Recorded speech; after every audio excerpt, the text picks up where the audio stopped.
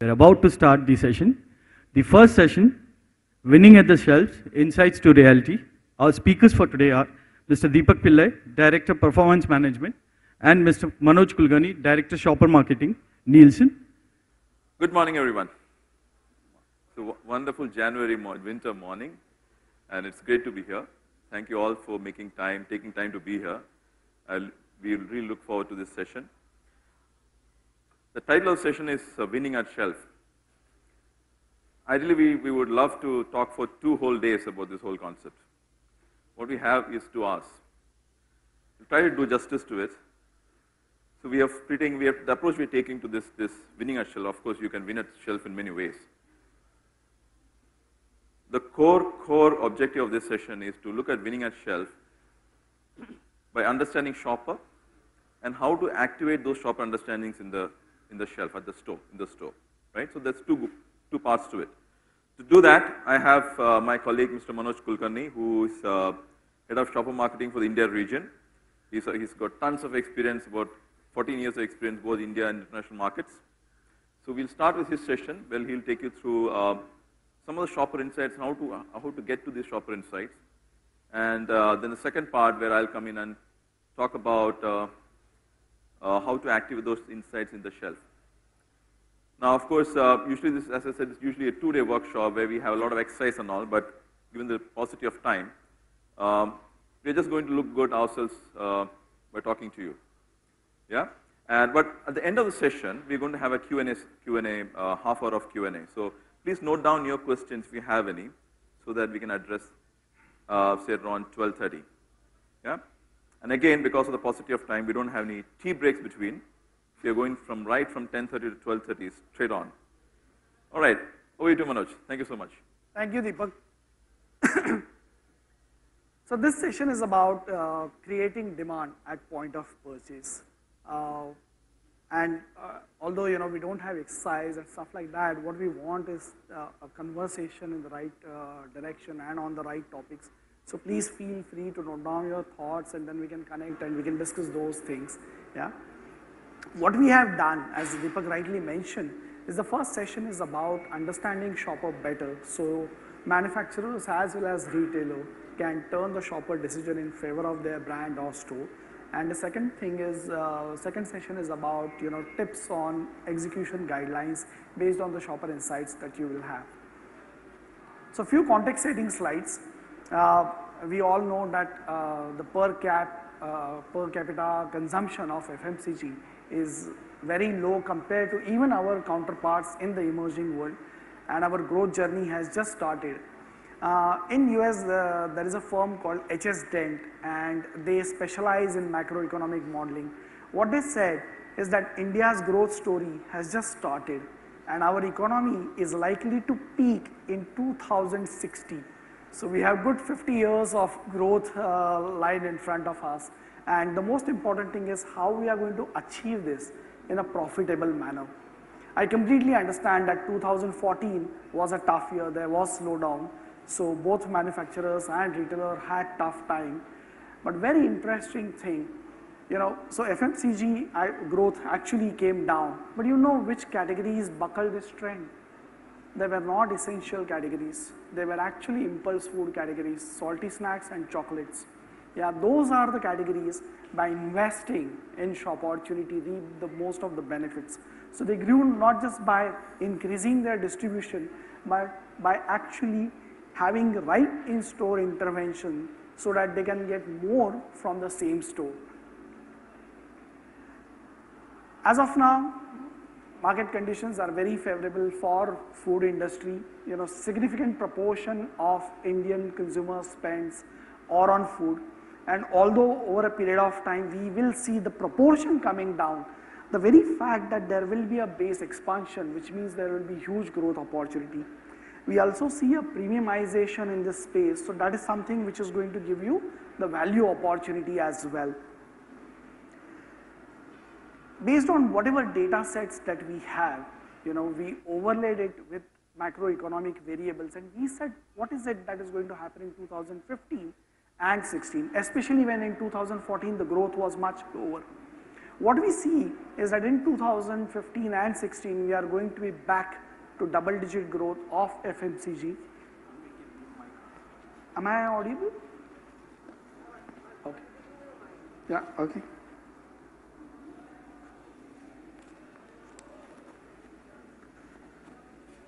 Hello? Yeah? Okay. So we have already seen inflation coming down. We track consumer confidence in almost 50 plus countries in the world. And what we have seen is that in 2014, consumer confidence has actually gone down, but now in the last quarter it has started coming up. And we have also seen a close linkage with the consumer confidence and the expenditure. So there is a lag of almost 2 quarters. So what you will see is in the second quarter of 2015, the things really picking up. And that is what you need to gear yourself for. This is one slide that talks about why you should invest in Shopportunity. We did a study in urban India, and we checked with people that from the time that you took the decision of buying something till the time you actually entered the store, whether you stick to that decision or you made any changes. And you will see that anywhere between 50% to 80% people are changing the decision. That doesn't mean that people are changing the brand.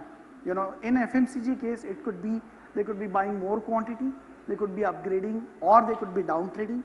In case of movies, instead of I going on weekend, I could be going on Wednesday to avail the discounted price. In case of automobiles, it could be changing the car model from hatchback to sedan or even upgrading there. So different kind of decision I would be taking, but today we are absolutely fine getting influence in the part to purchase. There is an interesting term in Western world which calls it as autonomy evaporation. So they said today's generation is much more independent in terms of taking decision, but they rely more on the word of mouth either from their friends or relatives or even internet nowadays. So the task for the leader is that how can I be number one by leveraging this, and the task for the challenger is what kind of disruptions I need to create so that I can challenge the leader. Yeah. The second slide is about a marketing mix modeling exercise that we had done in Asia Pacific region. What this exercise does is it isolate the impact of every dollar you spend on certain initiatives. So if you spend on television, what is the return that you got? If you spend on in-store, what is the return that you got? And as you can see from this side, that when you include your spends on the right intervention, you can achieve 10% higher growth. And obviously all of us are looking for double-digit growth. So this fact itself is going to help you in growing profitably. One more slide which talks about what is the opportunity of influencing shoppers in store. So I'll just explain this chart. So 41% people said that they had planned the brand that they wanted to buy in the given category, which means there is very little that you can do because they have already decided which brand they want to buy. 18% said that I have only decided category. So I want to buy chocolate, but I haven't decided whether I'm going to buy 5-star or Cadbury Dairy Milk. 29% people said that they had actually thought of buying this category when they left home. But if there was no in-store trigger, they would have left the shop without buying that category. So, which means the player who will trigger or will give indications about the category storage are the one who are going to leverage this. And this incidence is on rise. Thanks to the modern trade, today we don't plan the way we used to plan earlier. So we nowadays say that we'll go there, we'll figure it out what is there, and then we'll decide what we want to buy. So in that case, this reminder becomes very important. And then 12% is pure impulse. So if you leave that 40%, rest of the 60% is what you can actually influence in store using the right intervention because they haven't decided which brand they want to buy. So that's the size of the price. And FMCG size in India is around $32 billion. If you just apply this Shopportunity is worth $20 billion. Yeah, and this is where we are telling manufacturers as well as retailers that there is a merit in understanding shopper better. Yeah. So with this, let's, sorry, the last slide on, why we should still talk about shopper, because it's the same individual. I have been targeting this guy or this female as a consumer for so many years. So why should I target them as shopper? So what we have realized is that the need for shopper and consumer, although they individually same, are different. In most of the cases, the shopper is also a different person. So you can relate to it that a lot of advertising is targeted to housewife in a particular age group. But when you look at the shopper who is actually going and buying the things, it's men. So, the consumer and shopper are completely different. And this percentage is actually higher when you go to rural areas and they have veto power as well. So you need to understand that, how the purchases are made so that you can influence those purchases. Otherwise, if you go with the conventional thinking of your mass media advertising, you may not get the optimal return. Yeah. So if you know that, tapping shop opportunity is important, is there a structured approach that we can have? And this is where we have come out with this framework. Everyone talks about path to purchase. So what we are saying is right from, the time the demand gets generated, identify who are the shoppers. There was an interesting analysis that we had done very recently, and we called them as super shopper. They are the one who are involved in the shopping process. They are spending, they are not sticking, they are not price sensitive. And these 20% shopper account for almost 45% of the purchases. So if you know who are the profitable shopper for you, you can have a targeted strategies and get better result. The next one is, how they are planning their trips and missions, and when I'm talking about missions, whether they are going for bulk shopping or they are going for emergency or, they are just going for window shopping or there was a promotion which triggered the need. So you need to understand that, what are the missions for which they are choosing the channel for my category and how can I be in the right mission. The next one is the place that they decide, the store that they decide, what are the parameters on which they decide whether I need to go to the traditional trade or I need to go to the supermarket or hypermarket or even wholesaler nowadays. Yeah. So if you understand those parameters, then you know the boundaries within which you operate, and then your interventions becomes very specific. And the final one is that, the purchases that they are making. So, how we can influence them. So whether it's a neat layout, which we call it as a planogram, or promotions, or point of sale communication material, or even having a promoter in the store, how can we influence them? And then once that person purchases, that person turn himself into a consumer. He will start consuming the product. If he's satisfied with the product, then he will continue buying it. So having a right framework that allows you to link your consumer information with shopper information is critical. And what I'll show you in the subsequent slide are the few sample output which will help you to visualize what I'll get by understanding these things. Yeah? So, who is the shopper? Not necessarily as I was telling you that, the person who is consuming may not be the person who is buying it. And it is important to understand that who are the shoppers for my category. If the shopper is equal to consumer, no need to invest in shop opportunity because you are anyway targeting them through mass media. But if shopper is not equal to consumer, you need to understand that. And if you can bifurcate them further into lucrative shopper segment, then that is where the profitability as well as targeted marketing comes into it. So if you know that, from where they are, what is their demographic profile, what is it, which stores they are looking at it, what kind of intervention will appeal to them. So you can formulate your strategies accordingly. And this is the information which will help you to drive profitable growth. The next one is what are the key missions. So, gone are those days when people are now noting down the things. So if they are going for bulk mission and if there is no shopping list, what is it that you are going to do it? Or if they are going for bulk mission and your category is not purchase, then what are the challenges that they are facing? Why they are not purchasing when they are doing their bulk shopping? Because that is the time when people are less sensitive about price. They are more worried about the overall spends that they are going to have in that trip. So how can we be in the right mission? The next one is, what are the store choice driver? As I was telling you that, why they go to traditional trade versus why they go to supermarket versus why they go to hypermarket. And what we have realized is, we have been tracking shopper evolution for almost last 10 years, and we track the equity of modern trade retailers. And what we have seen is that there is a lesser and lesser differentiation across retailer.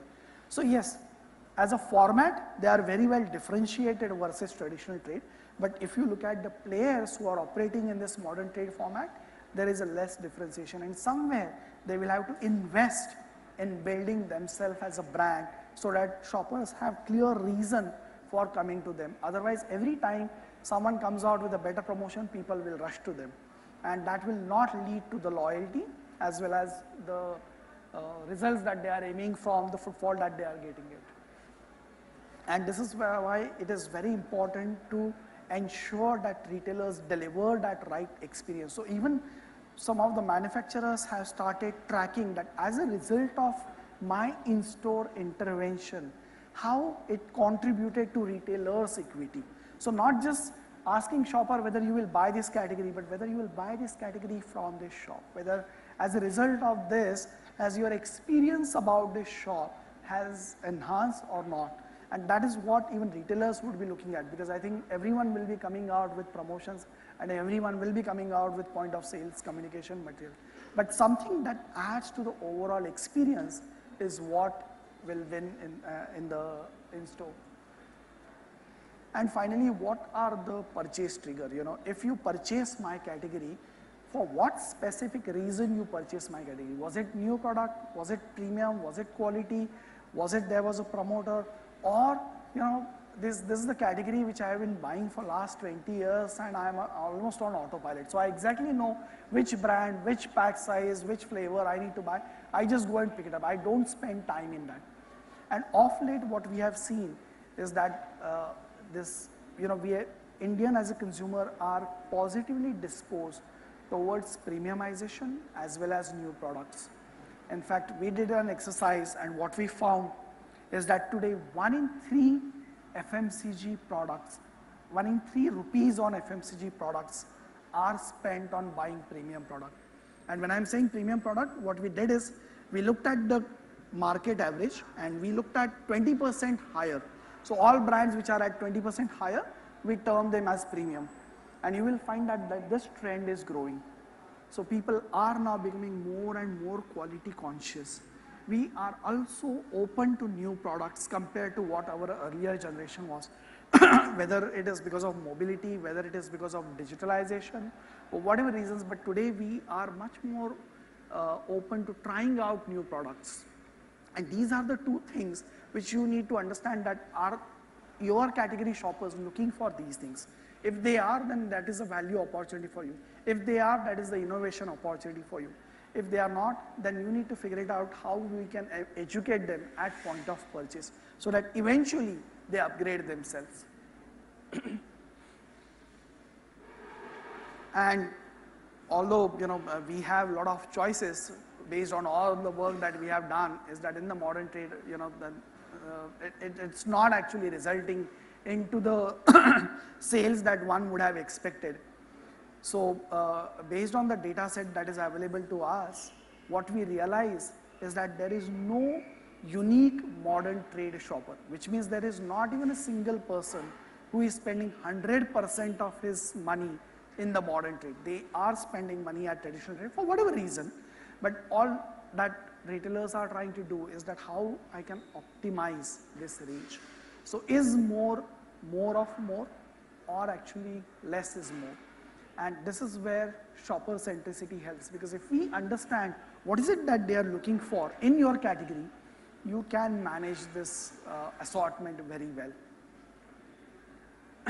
And hence we came out with almost a framework that allows you to have certain KPIs at every level.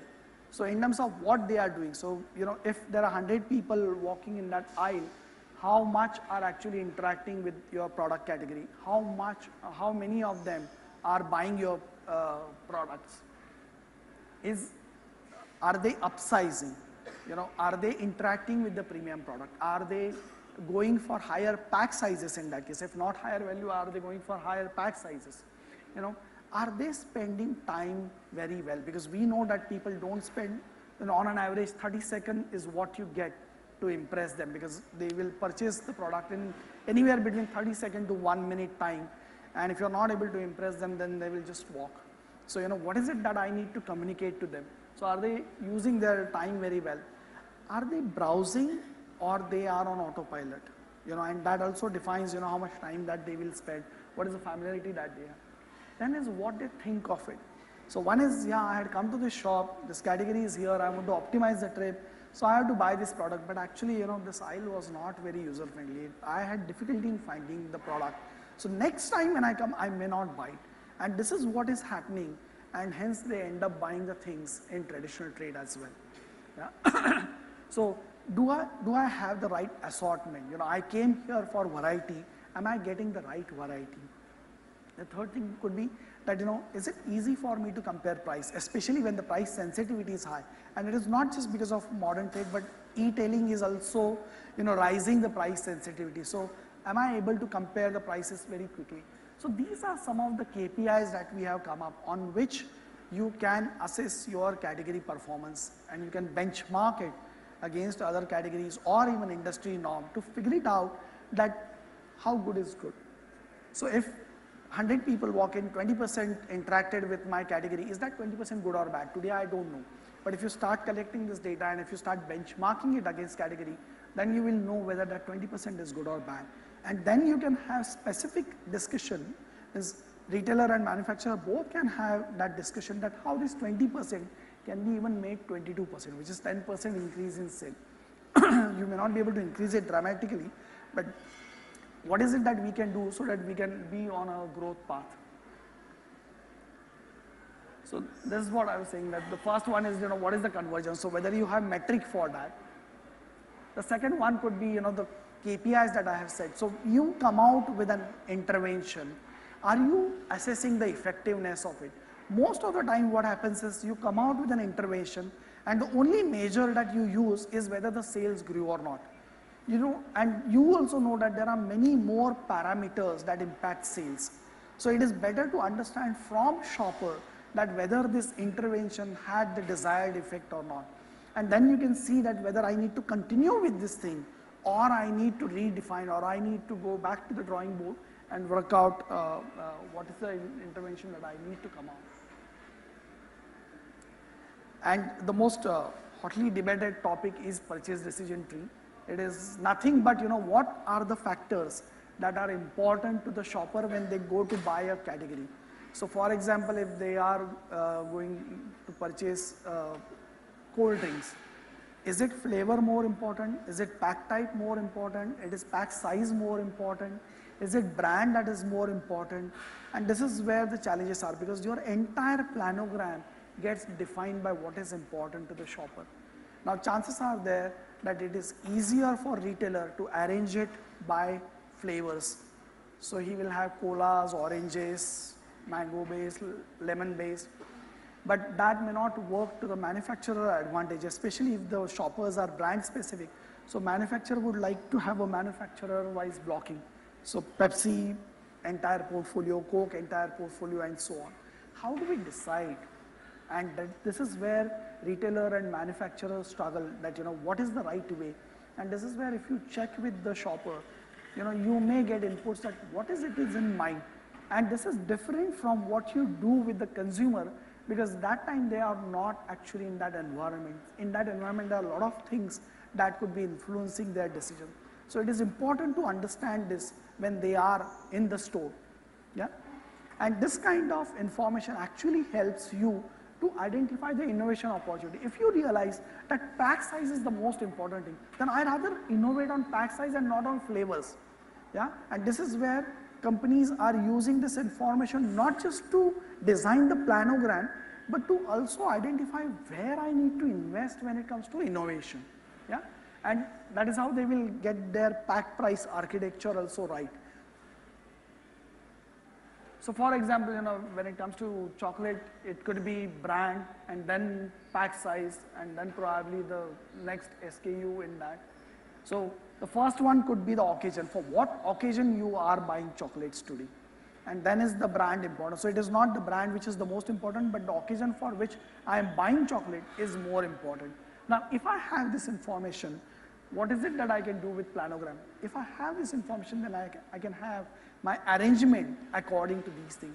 So now the products will be laid by the occasion that they serve and not a blocking by brand or pack sizes or pack type as well. And this is what will help shopper, because he can quickly go to that particular column and pick up the product. And this is where purchase decision tree becomes critical. We completely understand that, you know, what shoppers say. In fact, what we have realized is what shoppers say is what not they, it's not what they do. So we have leveraged the technology. So unfortunately, this video is not playing, but what we are using three kinds of technology. One is which allows us to mine the video footage of the retailer that might have through CCTV camera. And then we can come out with insights that, you know, what is the conversion ratio, what percentage of people are buying your product, you know, who is buying, at what time they are buying it, you know, are they interacting with the product, are they looking at the promotion. The next technology is actually wearing eye tracking glasses. So I can actually track your eye glazes. So I exactly know that when you picked up the product, whether you looked at the brand or you looked at the price or you looked at the expiry date or you looked at the ingredient, then you will know what is it that I need to focus it. Or I will also come to know how am I navigating it. Am I looking left to right or I'm looking top to down? Because then you can have your product arrangements accordingly, because that also becomes sometimes difficult. The third one is much more advanced, where we try to take help of neuroscience, and it's like a lie detector test. So there will be wires which will be attached to your head, and what we try to measure is what are the feelings that you have. Because what happens is when we give the response, we rationalize it. You know, you have already purchased a product, so you will talk positive about it. But if I want to understand, you know, what are the emotions that this product or this point of sales material evoked in me, then we have to capture it before that rationalization starts. So we capture it almost with that neuroscience, we capture it at almost 1 by 1,000 second. So it gets captured at millisecond level, and then you exactly know that, you know, what is it that is contributing to the experience and what is it that is not contributing to the experience. And hence you can refine your assortment accordingly. So it can give you the heat maps. So when the shoppers are coming, you know, where all they are looking at it in the traditional trade store. So you can have your point of sale communication or your product or your category placement in that hot zone, what we call it, that most of the people are going to look at it. So you may not place your category, but at least try to place communication there. Yeah, and that is why you will find that today people are investing more and more into this kind of technology for traditional trade, because traditional trade is sizable in India, account for almost 90% of our sale. And we still don't know that where they are looking at it. It's just that you have to deploy the latest technology, because we know that in traditional trade, there are challenges in terms of light and the clutter that we have. So if you deploy the right technology, it can overcome this constraint and it can give you rich information. And the best thing is that it actually records where all you are looking at it. So it's a video proof, undisputed thing, rather than I saying that, you know, when you enter in a D-type store, it should be either on the left side or right side. So now we exactly know that, no, actually if the store is D-type and I'm standing somewhere here, my eyesight is much longer than when I enter in any store.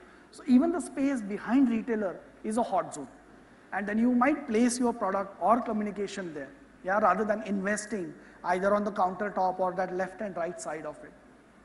It can also talk about, you know, which products I looked at it. And this is also used now as a KPI by some of the manufacturers, that I am not going to browse more than 4 products. Was my product in the first 4 glazes is what I will figure it out. If it is not, then I'm not placed rightly. And then I'll try to use, you know, where are they are looking at it, and I'll either be there. Or is the planogram per se is faulty and I need to change the planogram. It sometimes gives you that purchase decision tree idea also, because when I'm browsing it, am I browsing product of same price, or am I browsing product of same pack type, or I'm staying in the company portfolio? So that also tells you that what is it that the shopper is looking at it. So one thing is to ask him, the second thing is to derive it, and always derived one is much better than asked stated one.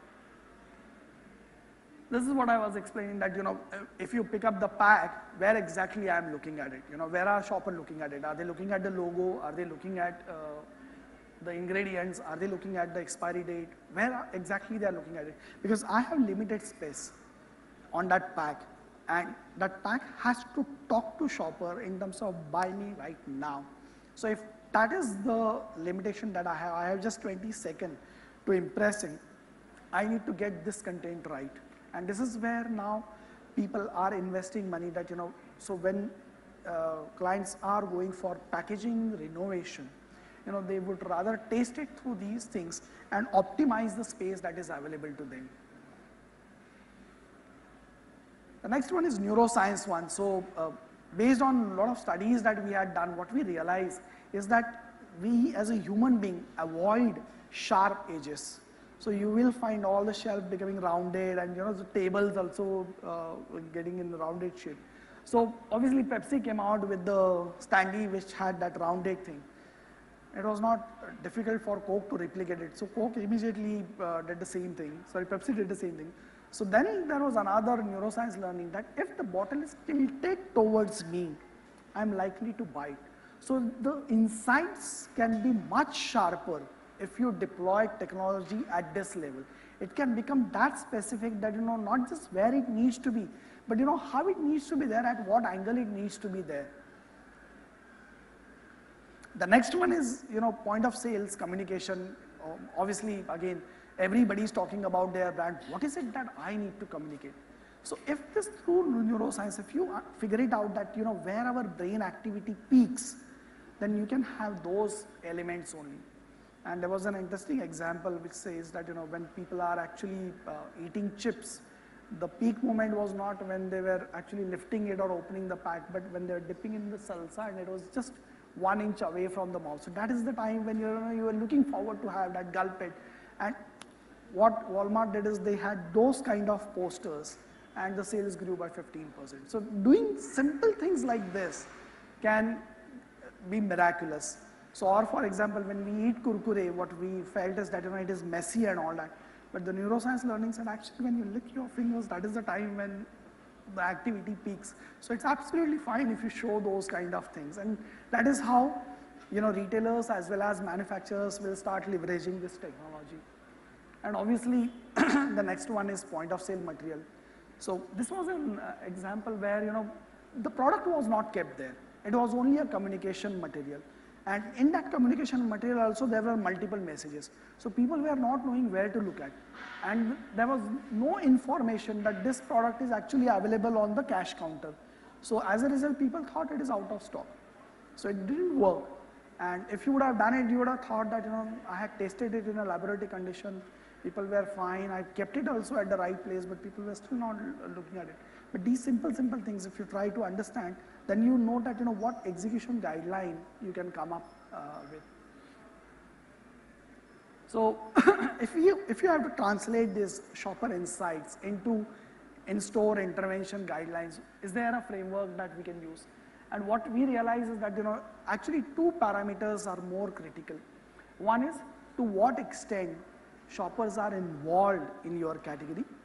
The second thing is to what extent they are on autopilot versus they are on browsing.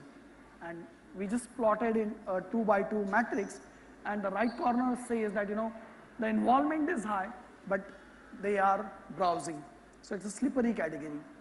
The left hand top corner is actually they are almost on autopilot. You don't have to do anything. You just reinforce the autopilot rule and you will be there. The bottom left corner is actually low involvement and low experimentation. So how we can create excitement in those categories. And the right one is involvement is low and exploration is high. Now we all know that when we start interacting with retailer, it depends on what is the status in category that we have. So either you could be captain or you could be challenger. So what we did is that we just took this quadrant and we say, if you are a leader, what is it that you can do? If you are a challenger brand, what is it that you can do? So the left hand side, if you are a leader, just facilitate autopilot rule. So just have your products at the place where shopper enter. They will automatically pick it up. They will not go through the entire aisle. They will just pick it up and you are there. But if you are a challenger, then what disruption you can create there? If on the right hand side, how you can create in-store intervention which are more exciting, because shoppers are always looking for those kind of things. And what I'm going to show you are some of the examples, not necessarily that we had done research for them, so it's a disclaimer kind of thing, and I'll explain you what it is. So the first one is, it's a leader, and they realize that when it comes to face wash, people were on autopilot, and what matters to them in the purchase decision hierarchy was the benefit, and promotion was the delta moment. So if there is a promotion from anyone, then only people will switch. Otherwise, people will continue what they want to purchase. So what they did is they came out with a standee right at the entrance of the shelf. So people just come pick up that product, don't go to the aisle, because on the aisle you will see that there are challengers who are coming out with promotion. Not that Pond's is not available on the aisle, it is available there as well. But it is available right at the beginning, so people just pick up the product. And if you look at that standee, 3 levels, so they are arranged by the benefits that they give it to the consumers, because they realize that the benefit was the most important when it comes to choosing the face wash. The second one is, if it is a boring category and you are a leader, what is it that you can do? I think you will have to reinforce that I as a leader make your shopping journey exciting. So 3M was actually facing a challenge. There are a lot of Me Too products, you also know, in this category. There could be less loyalty, price difference is very high. So how can I communicate my premiumness? So one of the learning based on the data set that we had was that if you have to communicate premiumization, one route is tell the shopper that I understand your complete requirement as an individual, and this is what they tried to do. So they were not just trying to sell the scrub, but they said that all our kitchen cleaning equipments are there, and on the back side they actually had a kitchen where people could taste out things. So this is how they communicated that, look, I am the one who is continuously investing in giving you the best, not just for a particular occasion, but for all your needs, and hence you should come to me. The third one is, when you come out with the innovation, it is very important that you create the brand equity even at the point of purchase. So when Oreo was launched, their platform was Together Quotient, yeah? And they realized that modern trade is the only channel where family comes together. But they just come together, but they are not together actually. Husband is doing something else, wife is doing something else, kid is doing something else. So they actually came out with the game theme. So they parked a bus outside the mall, and then family has to play a game. And not just that, when they actually reached the aisle, they had a standee of the bus shape to reinforce that Together Quotient. So one is not just creating those impressions, but reinforcing them when shoppers are right in front of shelf. The next one is that if you are a challenger, again, what you will have to tell them, what you will have to tell shopper is that, look, I am in this category. So I may not be the #1 brand, but I understand these things, and I'm trying to learn about this category to the best extent possible. And these things are addressed best when you come out with a different standee rather than being on the shelf. So this is what these manufacturers are doing, and then trying to get share from the leader. The next one is Danone placing their curd, not in the curd section, but actually in a dairy section where the footfall is very high, and they had a blocker there because they realized that if they are in their section, people were not that brand conscious, so they will not pick it up. So somewhere I will have to stand out, and I may not be able to stand out if I am in the same aisle. So they moved to the dairy section where the footfall is there, and then they just created this blocker, and that's how they created the buzz around their brand. So you might have thought that all these were related to modern trade, 90% is traditional trade. What is it that we can do? So one of the things which we also know is the light condition. So Ponds actually came out with the backlit unit, which allowed people to look at these things even when the light conditions were not that great. You would have seen Mondelez has come out with again a backlit window because they realized that in a particular time slot, the conversion rate is lower. And if the shopper is coming and if he's not buying my category, and if this is the reason, how can I address it? So they also came out with something similar. P&G, when they came out with this unit for stocking the shaving systems, what they realized is that although they had came out with the planogram, retailers were not following it. So chemists were not following it. For whatever reason, they may not have understood where to keep it. So what they did, they actually pasted the planogram on that standee itself, along with the picture. So you know exactly where to put the blade, where to put the razor, where to put which razor, which blades and all that. So even in the absence of out of stock, that unit created a visibility opportunity for them. So if I had to summarize this thing, if you are going to invest in in-store intervention, the price sensitivity is something which you can easily address because all of you want to grow profitability. The moment you create energies at aisle, shoppers are in a different mood and they become less price sensitive. And this kind of approach can help both retailer as well as manufacturer to optimize the trip or in some ways grow the trip. Yeah? And this is where we play with the word. Hope that some of the information in this deck help you to change your approach from. Thank you. Over to you, Deepak. Thanks, Manoj. Time to check the mic. Am I audible? If I'm not audible, please raise your hand. I think I'm good. Thank you so much. So Manoj at Nielsen, Manoj gets to do the fun job of finding out insights, and he gets to talk about insights, which is of course the exciting part. It keeps you all awake. I get to do the less exciting job, a little bit boring, is how do you take these insights and activate in the store? So I hope you all keep awake for the next hour or so. So that's the part I'm going to cover. Let me quickly remind the shopper path to purchase with Manoj has shared. So he spoke about how you purchase something and then you consume, and that's where we want to understand, the usage and occasions where they consume, and they evaluate based on the usage, evaluate and talk to your friends and family either through media or word of mouth, and that engagement happens, and that's when the demand is generated. And then you plan purchase, and that's when the trips and missions takes place. You want to understand, what trips and missions constitute the part of the category. And finally, you go to the store and you make the purchase. So that's where you want to understand what are the purchase drivers. So Manoj spoke about a lot of purchase drivers, and this is really where space management sits. That's where space management sits. Now, if you ask this question, is there one and unique correct space management strategy or an output for a retailer, for a category at a retailer? The big answer is no, it does not exist. And let me tell you why. Why there is no one space management solution. Because when you start doing space management, there are 3x3 forces at work. What are these 3x3 forces? The first one is retailer.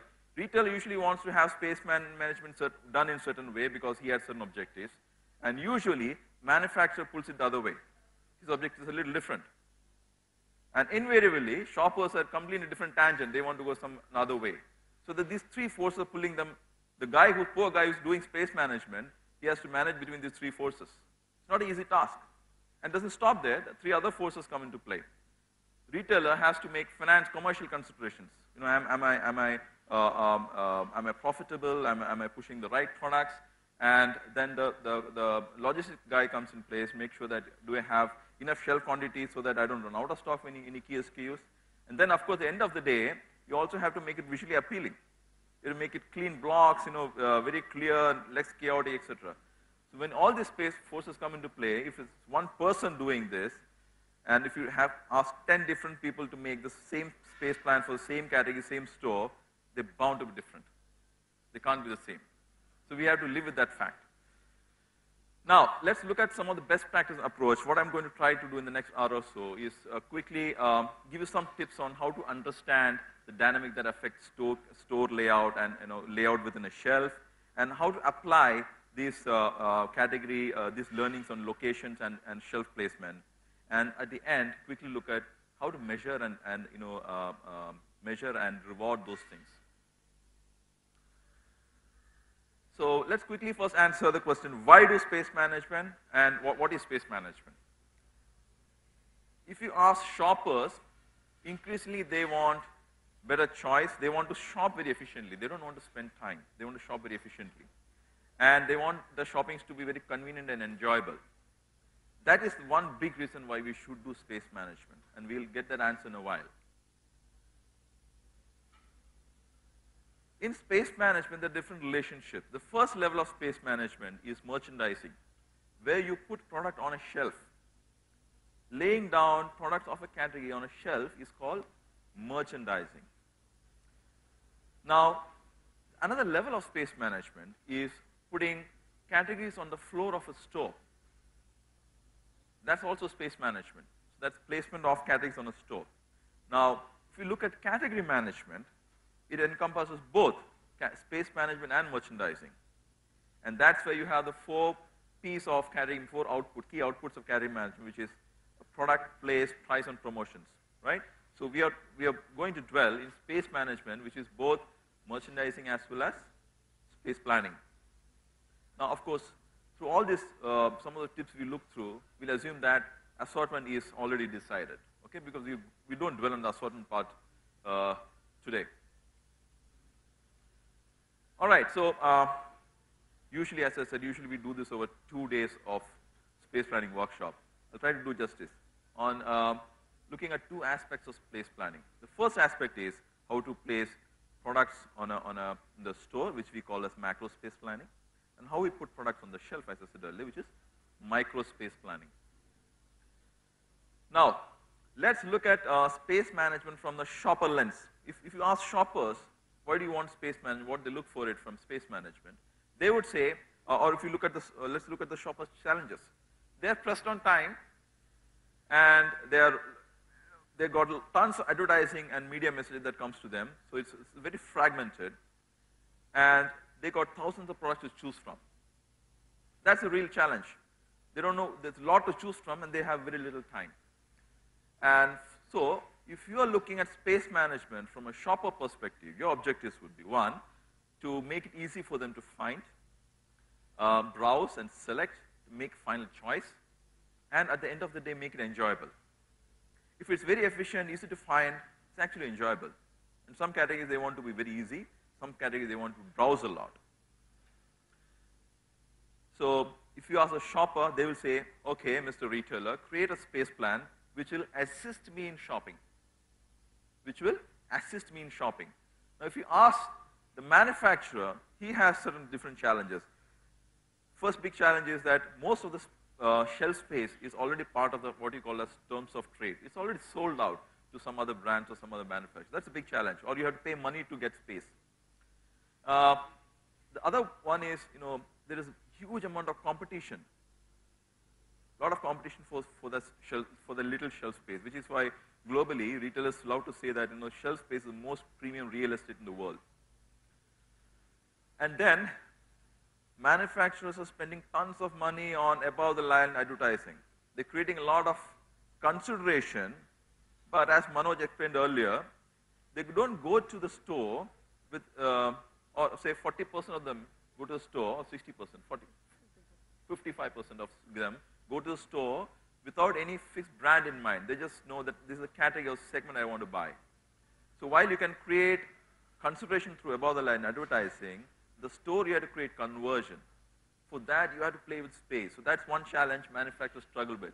So their objectives, if you ask them how they want space planning, they would say, I want fair share of space, I want to maximize brand category and my brand visibility, I want sales and profit, and grow brand and company share, and of course, last but not the least, I want to improve my relationship with the retailer. So if you entrust the manufacturer with the space plan, these are the objectives he would have in mind. And mind you, when you ask shoppers, shoppers said, you create a space plan which will help me, which will assist me. But when manufacturers make it, they have one more agenda. They also want to influence shopper behavior. They don't want to always help them, or also want to influence them. Because there are a lot of brands, decisions are made at the store. They want to entice them into buying their brand versus the competition. Now let's ask the retailer. Interestingly, he has different challenges. He has a limited space, he has a lot of products that comes in a daily basis, a lot of deletions he has to make, and he has limited supply chain capacities, capabilities. So he still struggles with fill rate issue. You know, he orders X amount with the supplier. Supplier doesn't always supply him everything, not that because he doesn't want to, but he's not able to. So he orders 100 products, he gets only 60 or maybe 70. In-store compliance is a big challenge. You can make nice, fancy-looking space plans at the head office, but if you actually look at the compliance of the store, even today retailers are struggling with it. It's a big challenge. So their objectives would be, with space planning, would be to attract more shoppers and keep them coming and maximize, make them spend more, and not only buy this category, also buy adjacent categories which are related, and maximize store image and experience, and at the same time, operationally it has to be feasible and very efficient. You cannot have space plans which to implement and maintain takes a lot of effort and money. Yeah? So those are some of the objectives a retailer would have in his mind. Now, if you ask the retailer, so logically, of course, he wants to help shoppers. He also wants to influence shoppers. In some categories, some placements, some space plans, he wants to influence shoppers. And he also want to manage it efficiently. That's another criteria he would have in mind while he creates a space plan. Yeah? All right. Now let's look at some of the key outputs we would have from space management. If you are putting categories in a store,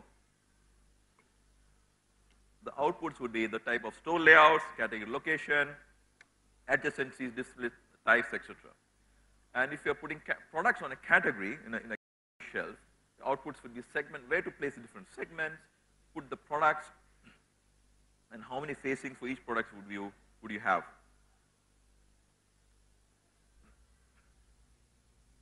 So typically there are many things you would like to achieve. So from a consumer and shopper point of view, you would have a lot of objectives. You would have some market objectives. You have some financial objectives.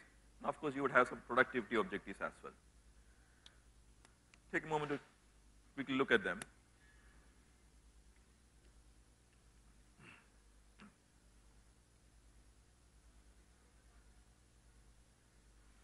Now, trying to meet all shopper needs is actually quite a big task. Let me tell you what I mean by that. Of course, every shopper has slightly different shopper behavior. Of course, you can create space plan for every store, for every category, every store. But that actually means a lot of complex and unmanageable work. You can't do that. It's not practical. You can do that. You wish you would do that, but it's not practical.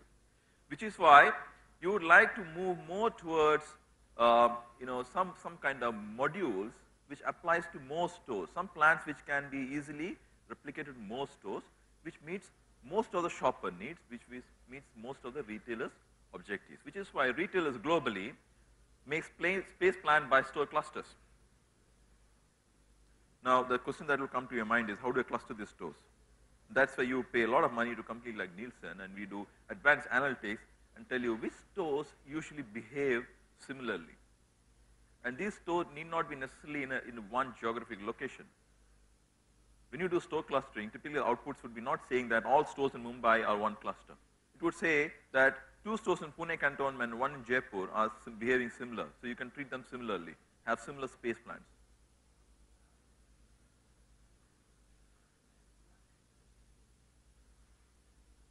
Now, all the good insights which Manoj gave you, if you want to translate that, if you're a supplier, manufacturer, if you want to translate that and activate in the shelf, you need one very important thing. You need retailer support. Which is why you need to collaborate.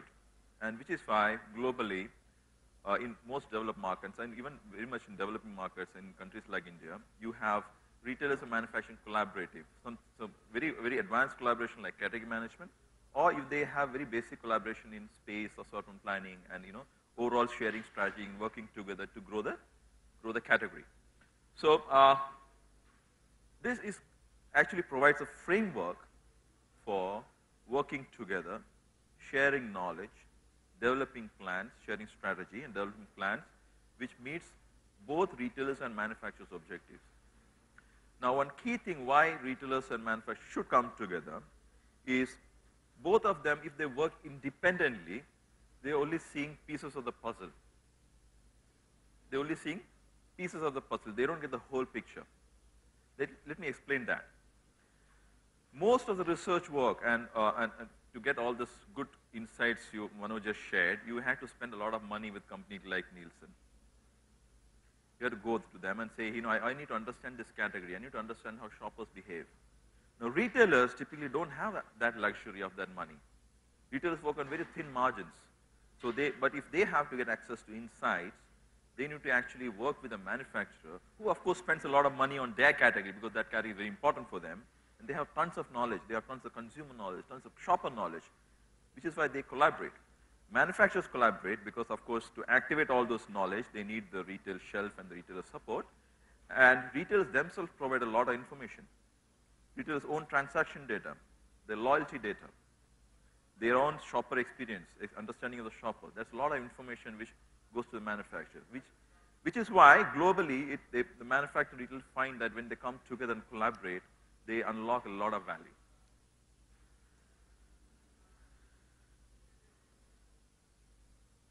Now let's look at category placement. Typically, there are a lot of shopper needs that leads to certain shopping missions and trips. And each different shopping missions and trips drives different channel choices. For example, if your mission objective is main shopping, can you guess where would you usually go for a main shopping? Your monthly purchase. What kind of stores? Large stores? Yeah, large modern trade, supermarket, large supermarket or hypermarket. Yeah, but if it's top up, then it's usually a grocery store. And then of course you have your routine purchase, your meal preparation, etc. You go to a wet market. So different missions have different channel choices. So if it's convenience and need it now, right now, emergency, then you go for a convenience store or a kirana. If it's leisure, you go to a large department store with a family, spend some time, do some entertainment, etc. And then you could have specialty needs. That's where you go to specialty retailers, right? Like a pharma chain or a beauty chain. Sorry? You may have to speak a little loudly, there's noise behind. I'm not audible? Audible? There is disturbance. All right, okay. There is some disturbance there, yeah, okay, all right. Being taken care of. All right, so this is an example. Spar in Ireland, which is actually a mini mart, they used understanding of different missions and what categories they buy in different missions to place those categories in the store. They did a very smart thing by putting everything which is grab and go, which is consumption right now, right at the entrance of the store. So it's very convenient for the shoppers, pick it up and go away. And they put all the stock up items, usually which is part of the stock up mission, right at the back of the store. So that's the one thing you could keep in mind. If you understand shopper missions, you could use that to place categories within the store. Now, many times in larger stores, it's dictated by the shopper behavior as well. So for fresh items which are fragile, even if they want to consume it right away, you don't want to put it right at the beginning of the store, because then they've got the bottom of the cart and they get crushed. So usually these, by behavior, by the way the shopper behavior, you would put some of this stuff at the beginning or at the end of the store. For example, frozen food and ice cream, you wouldn't want to put the beginning of the store. Put it right at the end of the store.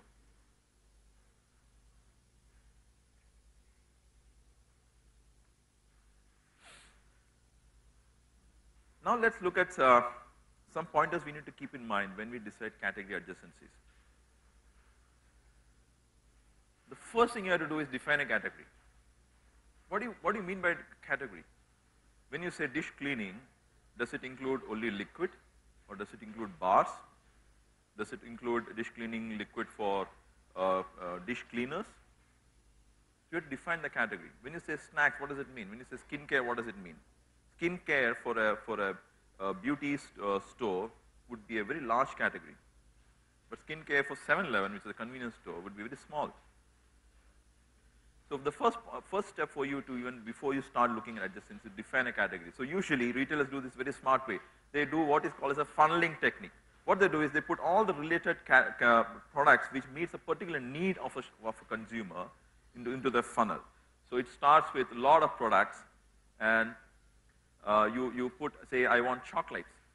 Then you put all the related products into the funnel, and then you say, okay, the broad definition includes all these products, and the narrow definition includes these products. Now, the criteria they would keep in mind is, as a category, what is manageable? Do they all sit in the same place in the store? If they're sitting at a different place in the store, it is very difficult to manage them as a category, as one unit. And how many SKUs? How many suppliers? Some of these operational things they will keep in mind before we actually define a category. But once that is defined, retailers are very clear. They would have category defined saying that if the dish cleaning liquid, it has these items which are liquids for to be cleaned by hand, etc., etc. So, and what it includes and what it excludes. Once that step is done, then you go about creating category adjacencies. Now, the main category in a particular mission will always have to be have to have adjacents which are peripheral categories. And the peripheral categories are based on different occasions of use. Or you can look at how do you identify these peripheral categories? You can do basket analysis, or you can look at loyalty data, or you can look at consumer panel data, or you can use common sense, right? For example, you would have some of these categories are the main categories, and the peripheral categories would be some of these categories which you could have as adjacencies. If you don't have any market research or any shopper insights, just use common sense.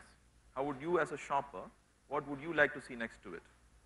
Now, there was an interesting example. I was working on a category management project with a manufacturer, the leading manufacturer in the world, and we sat around the table with the retailer, and the manufacturer brought global insights on an adjacency. This was health and beauty category. And the manufacturer said, you know what, we spend tons of money globally, and we know exactly what are the adjacencies within health and beauty segments. And they said it starts like this and goes by the regime, the way you use it. Yeah, you start because you start by the bath, and then you groom, and etc., etc. The retailer was very smart. The retailer said, okay, global is good, but I would like to know how local shoppers think. And when they actually did some research work, they realized that locally, it's not the regime that works for that segment. For that category, for health and beauty segment, it was more driven by what is relevant. If I don't use deos every day, don't give me deos right at the beginning. Give me deo right at the end. So relevance of use was more important.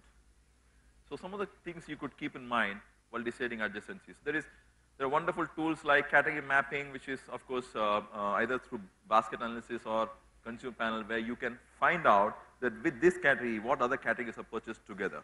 And that will help you decide or make a lot of wise decision adjacencies. And then you can create themes. You can create, lately, health is becoming a theme. If there is a shopper for whom health is right at the top of the agenda, if you could put all the health-related products together, you could help him a lot. You could assist the shopper make very quick purchases. Not only that, they might purchase much more than what they would usually purchase because they're finding all the related products together.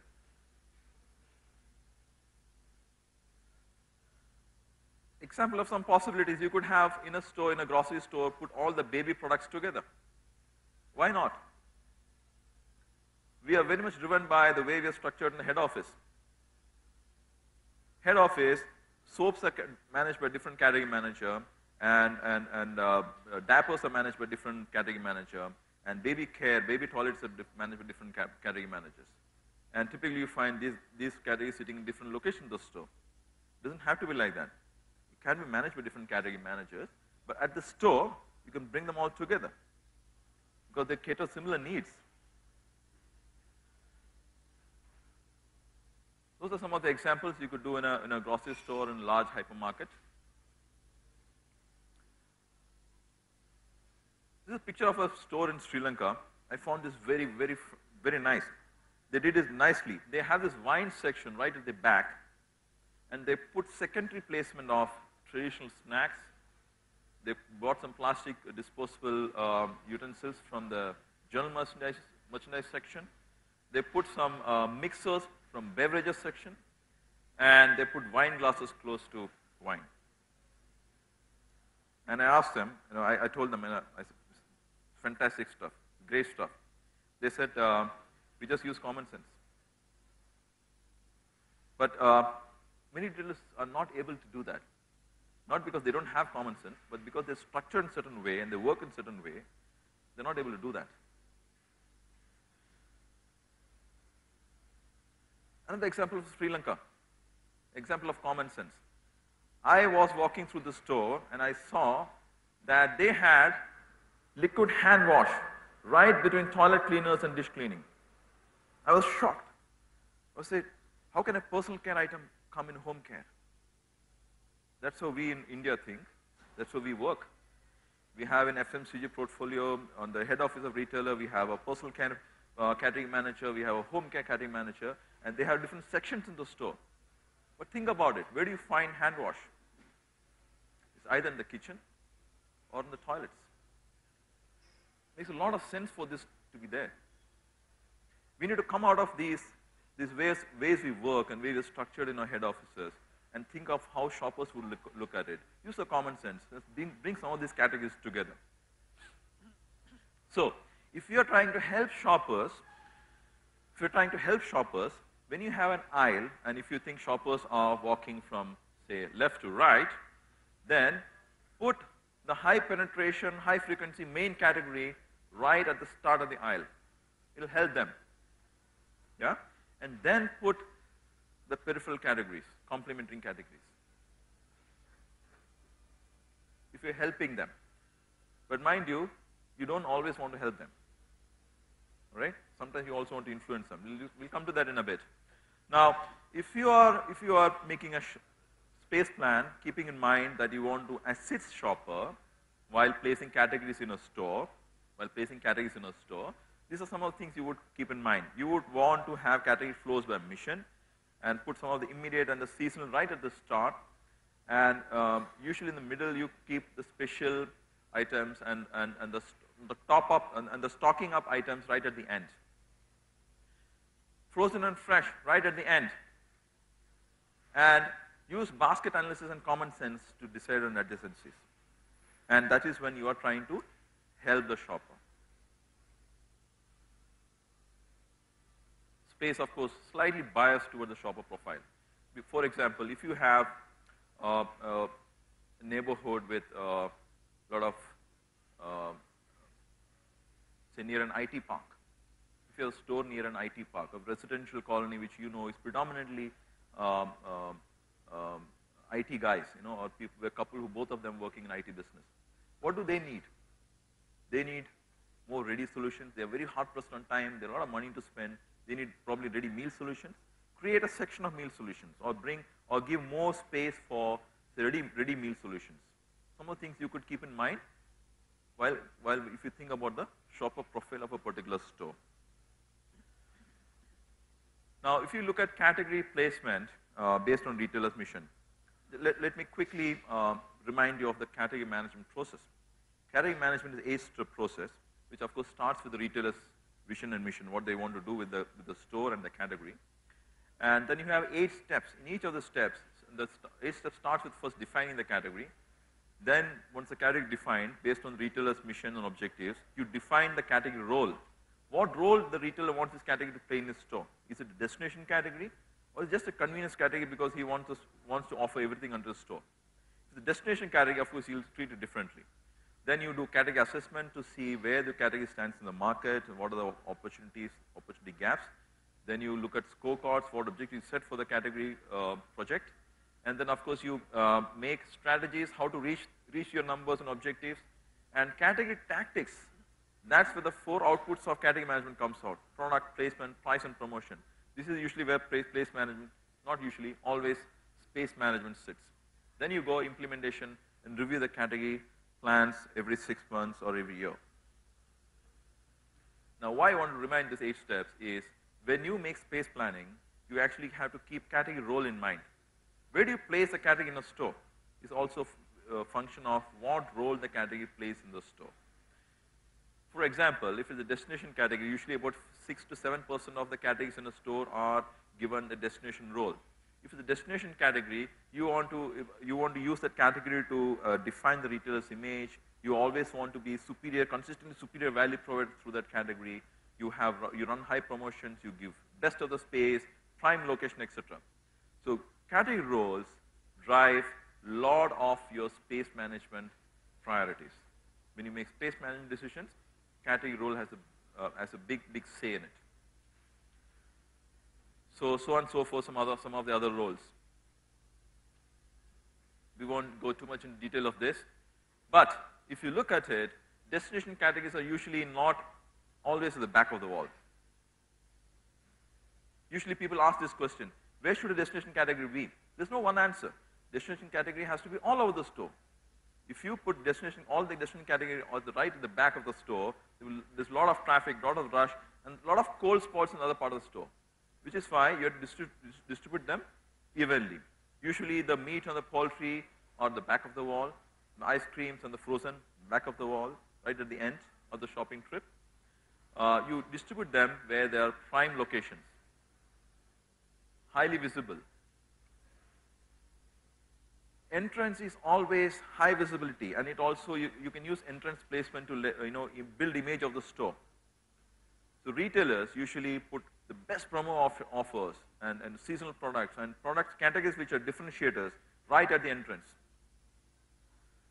For example, this is a Reliance hypermarket putting all the best promotion, what they call as a power aisle, right? As soon as you enter the hypermarket, you are flanked by the best promotion in the stores, both sides as you walk in.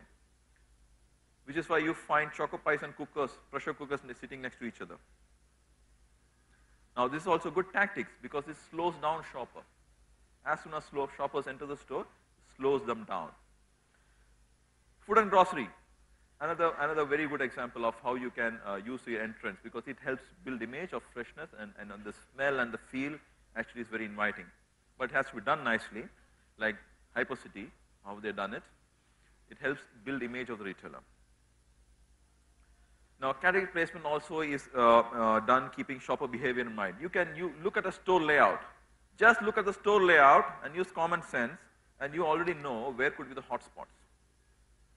You can already mark some of the hotspots. You can say, okay, usually they turn right, so this would be a hotspot. Back wall is always hotspot. Wide aisles, yes, hotspots. And anything that leads to checkout counter, those areas are also hotspots. We as shoppers, we naturally know this. You can use common sense. But you always have to validate through research. Some of those nice tips that Manoj shared earlier this day, you need to double check that your common sense is in place by looking at actually where the hotspots are. And the hotspots are usually defined by where most traffic movement happens and where people spend more time. Is footfall and time together helps you create the heat maps, and they're really fantastic tools to confirm this. Now, shopper behavior, also from many research we've done in the past, we also learned that shoppers usually tend to pick up more. The buying rate is very high during the initial first 20 minutes or so. Why? Because when they start, they have an empty cart, unlimited space, and a lot of the mental budget is full, the purse is full. But 20 minutes or so, the cart gets full, and they also mental budget is exhausted. They already feel that, oh, I think I spent too much. I think I should stop now. Yeah? Do you sense that feeling? You're in a supermarket, you went to buy bread, and you bought 10 other things, and you said, it's enough now, I should stop. Yeah? Another factor which drives this behavior is that shoppers find it exhausting, physically exhausting to shop. Because when we spoke to our scientists on the neuroscience division, they say that shopping is the most exhausting activity because the retail environment is the most harshest environment for human brain. And because human brain uses about 25% of the energy produced in our body, you put them in a harshest environment because a lot of communication, impulses, stimulus, they get tired very soon. 20 minutes or so, they are tired. What does it mean? How would you use this knowledge in the store?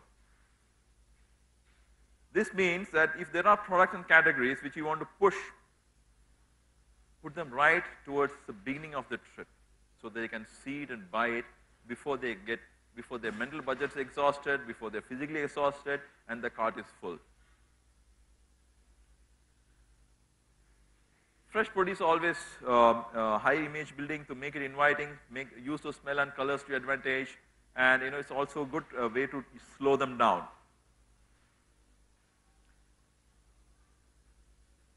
We took the same example a little while ago, and I shared a tip on how you could place categories if you're trying to help the shoppers. But not always you help the shoppers. Some categories you try to influence shopper behavior. You want to expose them to more profitable categories, segments before they reach their core, the category which is meeting their need of that mission. So if you were to look at the same category and place it, if you were to influence a shopper, you would actually put the core category, the must-have category, right at the end of the aisle, so that you make them walk through the jams and honey and the cereals, expose them to these categories before they reach this. But be careful. As retailers, you should not always do this with all the categories in the store. The shopper, it will be very irritating for the shopper. Every time for all the must-have categories, they have to walk the entire aisle. Don't do that. You have to have a right balance. You need to know which categories you want to help them with and which categories you want to influence them. Now let's look at merchandising. Merchandising, as I said earlier, is about putting product on the shelf. We looked at where to put categories on the floor of the store. Now let's look at how to place product on the shelf. That's Paul. And let's find Paul in this beach. Can you spot Paul? I know it is very easy. He's there. It's very difficult to spot Paul in this chaos. What if we had 10 Pauls? Would it be easier to spot him? Yeah? Okay. Can you spot Paul now? Still very chaotic. He's all over. What if we put all the Pauls together? Easy to spot? The key learning here is, if you have products which are similar in nature, either similar looking in packaging or from the same brand or meet the same need, try to put them together. It's easy for the shopper to spot. It'll sell and they'll pick it up only if it's easy for them to spot. If you make it chaotic, they'll miss it. Brain hates chaos. Brain loves simplicity. Make it easy for them. So that's what we need to learn. Put all Pauls together and make it easy to find for the shopper. Now, when you're merchandising product within a category, when you're putting products on a shelf, there are some questions you need to ask. Key questions from a product placement point of view. How to place similar products. For that, first you need to know what are similar products. Products to put on the top, what at the bottom. What to put on the left, what to put on the right in the flow. Should I planogram, should I merchandise on the shelf horizontally, or should I create vertical blocks? These are some of the questions you usually ask when you're doing space planning. Then of course you will look at product space, how many facings I need to give to each of the products, and visual elements, what are the visual elements you could use to maximize sales. Some of the key inputs you must have. One, which Manoj earlier mentioned, category decision tree. A must have insights before you can make a shelf plan. Must have. Shopper behavior, general understanding of how the shopper goes about buying that category, how the purchase is made. Then, of course, the retailer's objective with the category strategies and the role the category plays in the store. These are some of the key inputs you should have before you start making a shelf plan, or what we call as a planogram. Planogram, nothing as a plan of the shelf, where what product sits and where and facings, etc. Now, let me dwell a little bit on the decision tree. Of course, Manoj touched upon it, but let me just kind of make it a little more practical for you from a shelf planning perspective. And I'm spending a little more time on this. I'm kind of repeating what Manoj said because it's very, very important. As I said, one key insight, must-have insight for shelf planning. Now, typically, when you look at, when you try to see what products are similar, which are the poles in the category, you need to know which are the poles. So, usually, shoppers segment the products in a category based on different parameters. There can be tons of parameters. These are different ways shoppers could look at it. You know, the products in the category can be based on meal location, end use, who is using it, the format, brand, size, etc. Now, when you know all this, in a category you would know all this, but you wouldn't know which is more important.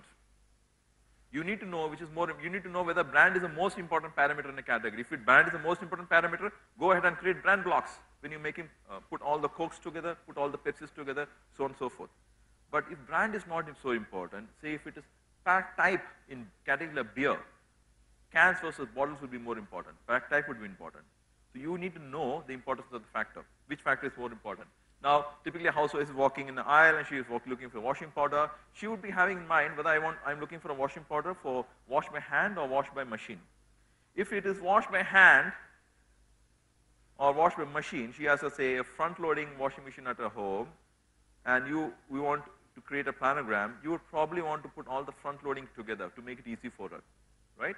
In this case, if you create brand blocks of Surf, Ariel, etc., you'll make her walk through each of the Surf and Ariel, etc., Henco's, etc., to go and spot the front-loading washing machine.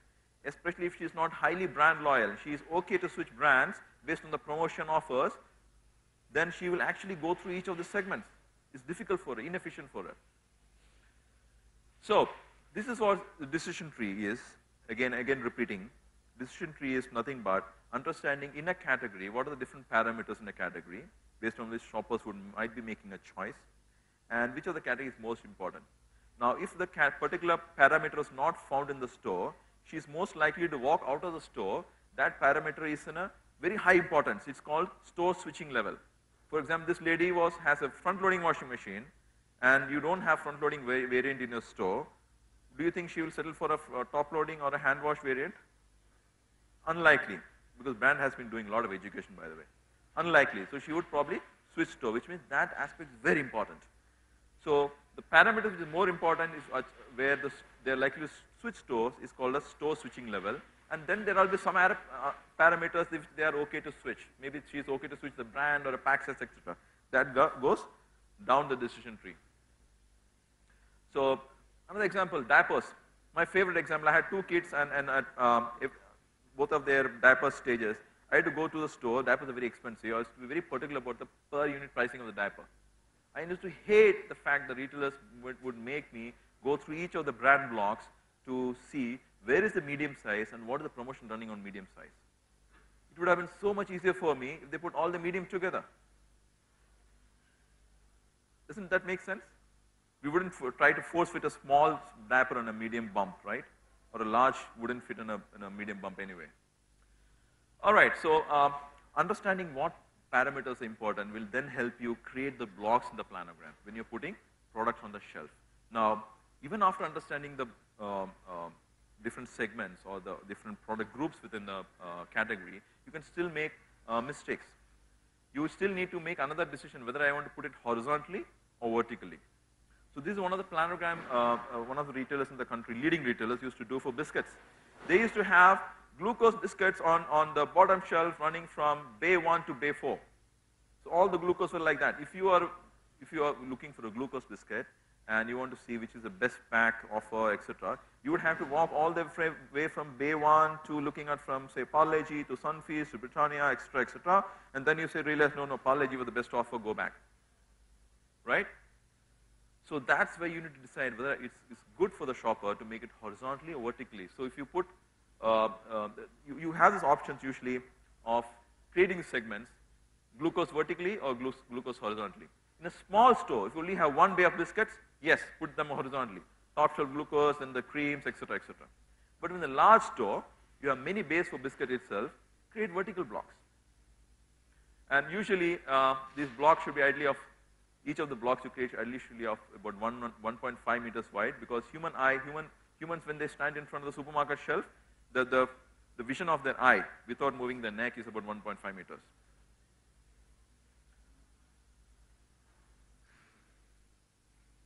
So that retailer changed it later. Based on the insights, they created vertical blocks later to make it more easier for the shoppers to shop. Do they? Do shoppers love spending more time in the store? Not many. Most shoppers want to get done with the shopping as soon as possible, especially grocery shopping. My wife is an exception though.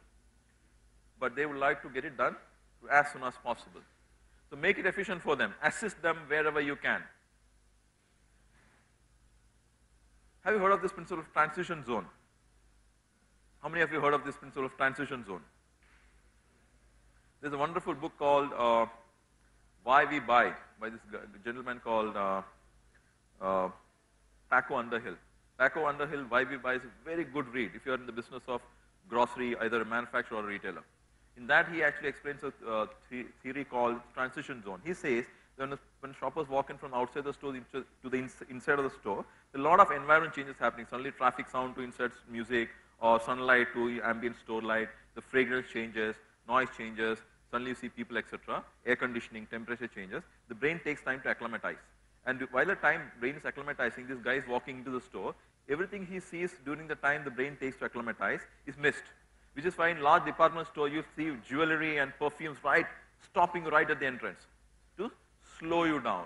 Shoppers has to slow down, so while the brain acclimatizes, they don't move. So they don't miss anything. Similar transition zone also happens when the shoppers in large hypermarket moves from one aisle to another aisle. You have to keep this in mind, very important point, because that will help you decide within an aisle which category to place and what should be the order of adjacencies. Now, when the shopper moving from this aisle to this aisle, first 1 meter or so, 1.5 meter or so, is when they are trying to figure out, oh, where have I reached, which category is this, what is happening here. By the time the brain is thinking and settling down, they are already passing 1.5 meters of that aisle. What happens? The first bay or so is missed. Of course, when in a very small store, this transition zone becomes very, very small. It's almost minuscule. Large hypermarket, very much valid. So they walk out of one aisle, and this is where they're locating. They're locating. And only once inside there, this area where they're shopping, this particular area has to be very impactful. Otherwise, they'll just walk and miss whatever is there. It has to be very, very impactful. The shoppers usually don't look at signages on the saying that hair care or beverages. What they look for is familiar colors or shapes of packaging, bottles, etc. They will look for red rectangular boxes if they're looking for oral care. They will look for something like this if they're looking for packets like this, they're looking for milk. Or they look for red labels like this if they're looking for beverages, or similar bottles for oil, etc. They don't read signages. This means that if you have aisles, right at the beginning of the aisle, put the leading brand or the leading signs, the signature brand of that category, so that the shoppers from a very long distance can spot where beverages is. That's a great way to assess shoppers. And you also take care of this transition zone, because the first meter or so is very impactful, it's a leading brand.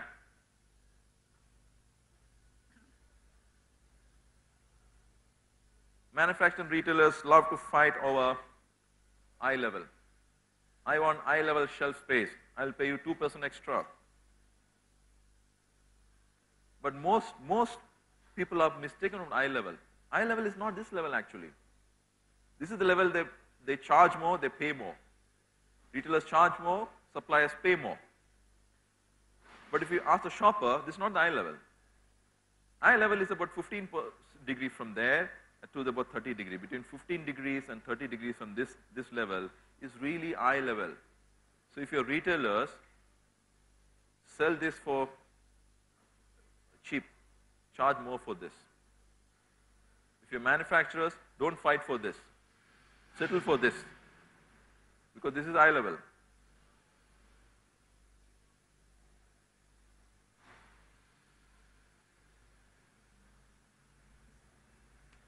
All right, so if you have leading products, leading segments which you want to push, put it at this level. That's a key message. Out of stock. Out of stock has consequences, we know that. But consequence incidences of out of stock, the consequence moves from brand to the store. Their propensity to buy, to switch to another brand, decreases every time they see an out of stock. The first time they see, okay, 70% of shoppers are ready to switch brands, you're out of stock of this brand, I'll buy another one. But they come to the store next time, and the next time. Every time they found out of stock the same brand, their propensity to switch decreases. So, which means they will start switching store. So, taking care of out of stock is very, very important when you are planning products in a shelf, which means what? You have to make sure that the most important items in the category have to have been planned in a way that you have enough stock on the shelf so that you don't run out of stock during peak demand. Peak demand can be a Saturday or Sunday or a festive season. Yeah? So you usually start the facings calculation by taking unit sales. You take, say, if you have 3 brands and you have about, say, 1,000, 2,000, 1,500 sales of each of the brands, you divide them proportionally and you give them the facings. That's the first step. You take the unit sales, take the number of facings available on the shelf and give them proportionally as per the sales. That's the first step. Then, of course, you go and make other considerations. My strategy for this category is profitability. So, though brand A is the highest selling, brand B is the highest selling, brand A gives me most profit. So, what I'll do, I go back and slightly change the facing, give it more facings to brand A. But there is a limit, you have to draw a line somewhere. Because if you give a lot of space to A and very less to B, then you might upset a lot of shoppers because you might run out of stock for SKU number B. Now, when you make unit sales calculations, you have to consider the base sales. If there are any SKUs that has been promoted during the past period, the effect of promotion, incremental use of promotion, remove that and consider base sales only.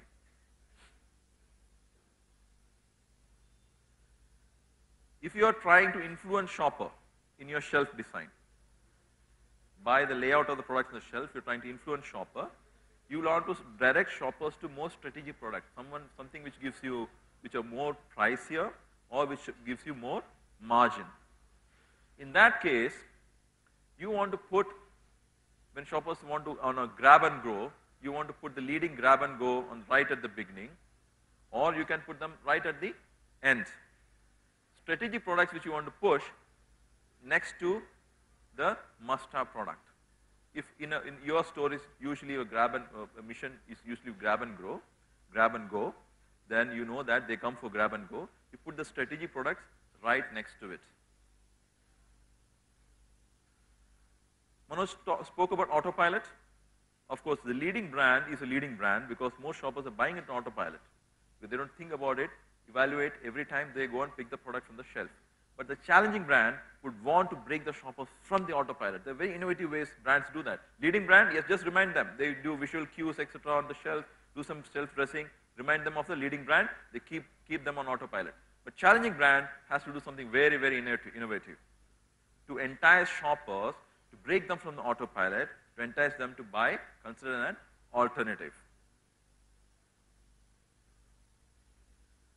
Gondola ads used very effectively, very powerful space for a brand to be in. Shoppers usually believe there's a promotion running, even if you put anything in the end cap, they believe it's on promotion, even if there is no promotion. Now, use end cap very effectively, make sure that it's visible. Shoppers usually tend to walk into an aisle and come back, but usually all the end cap products are facing one direction. If you can have end caps which are rounded, it not only meets that criteria which Manoj talked about earlier, avoiding sharp edges, but also give you a larger visibility, a 180-degree visibility from all sides. Another big advantage, especially for personal care categories, this carries less stock. You can have place for signages. Probably that's the next step, evolution of end caps. From a management point of view, if you're a retailer making space plan and if you're putting planogram in place, you also have to consider some other things like, of course, out of stock. I have to be able to efficiently replenish it, and I have to ensure that your visibility is taken care of. Now, when retailer makes a planogram, he has to keep some things in mind. He has to make the good plan of changing a planogram. First is look at what are the products getting delisted. What will happen to those products? Will they stay in the store? Are you going to discount it, sell it, or send it back to the warehouse, etc., etc.? What happens to new products? When do they come in? Are they coming exactly the time when the planogram change is being made? And what new signage and POS material you have to put in place when the new planogram is implemented. Prepare a clear implementation plan. When you are implementing in the trade, if you especially have large category sections, the easiest way to do it, empty all the sections. Empty the whole section. Then start with the first segment, first bay. Put one facing each product. Step back. Put one facing each product, step back. See everything all right, and go to the next bay and so on. Then fill up the depth and go bay by bay to implement it. Look at small details. Things like, you remember occasion where you went and picked up one toothpaste pack and 10 other packs fell down? Yeah? Because there's not enough finger space. They were also tightly packed. So small details like that needs to be kept in mind. Make sure the price tickets are there. In very advanced pricing ticketing tool, you even have product pictures there. Put the price ticket right at the beginning of the product facing on the left side. And if you have a picture on there and the price and all the promotional details, great for shoppers. Now, implementing planogram is the easiest thing. Taking a plan from head office, going to the store, getting everyone on that day, making everyone available, implementing is the easiest thing to do. The most difficult part is maintaining it. On a good day, within an hour, your planogram could be out of toss. It'll go out of the window. It could be all over. So maintaining is very important. Make sure you have some kind of good training with people. Your planogram is simple to implement. Everything's understood properly. Things like decision tree. You can even educate the the store guys, so that they understand it. All right. So let me summarize space planning. There'll be multiple forces pulling you in different directions, which means 10 different people making space plan, the plans would turn out different. It may not be exactly the same plan. You have to keep the retailer's objectives in mind, manufacturers completely different objectives, and shopper usually pulls you in another direction. Then of course there are other financial, logistics, and visual elements that you need to keep in mind. Key to success, I have put some points from our own experience. Key to success is to understand shoppers. If you want to have a good space plan, you need to have shopper understanding. You need to look at new ways. You need to test new ways. And you need to implement with precision. And not only implement, keep it, maintain it. And measure compliance. Measure compliance of space plan and reward it. If you have a program of rewarding stores which are doing planograms very well, that works.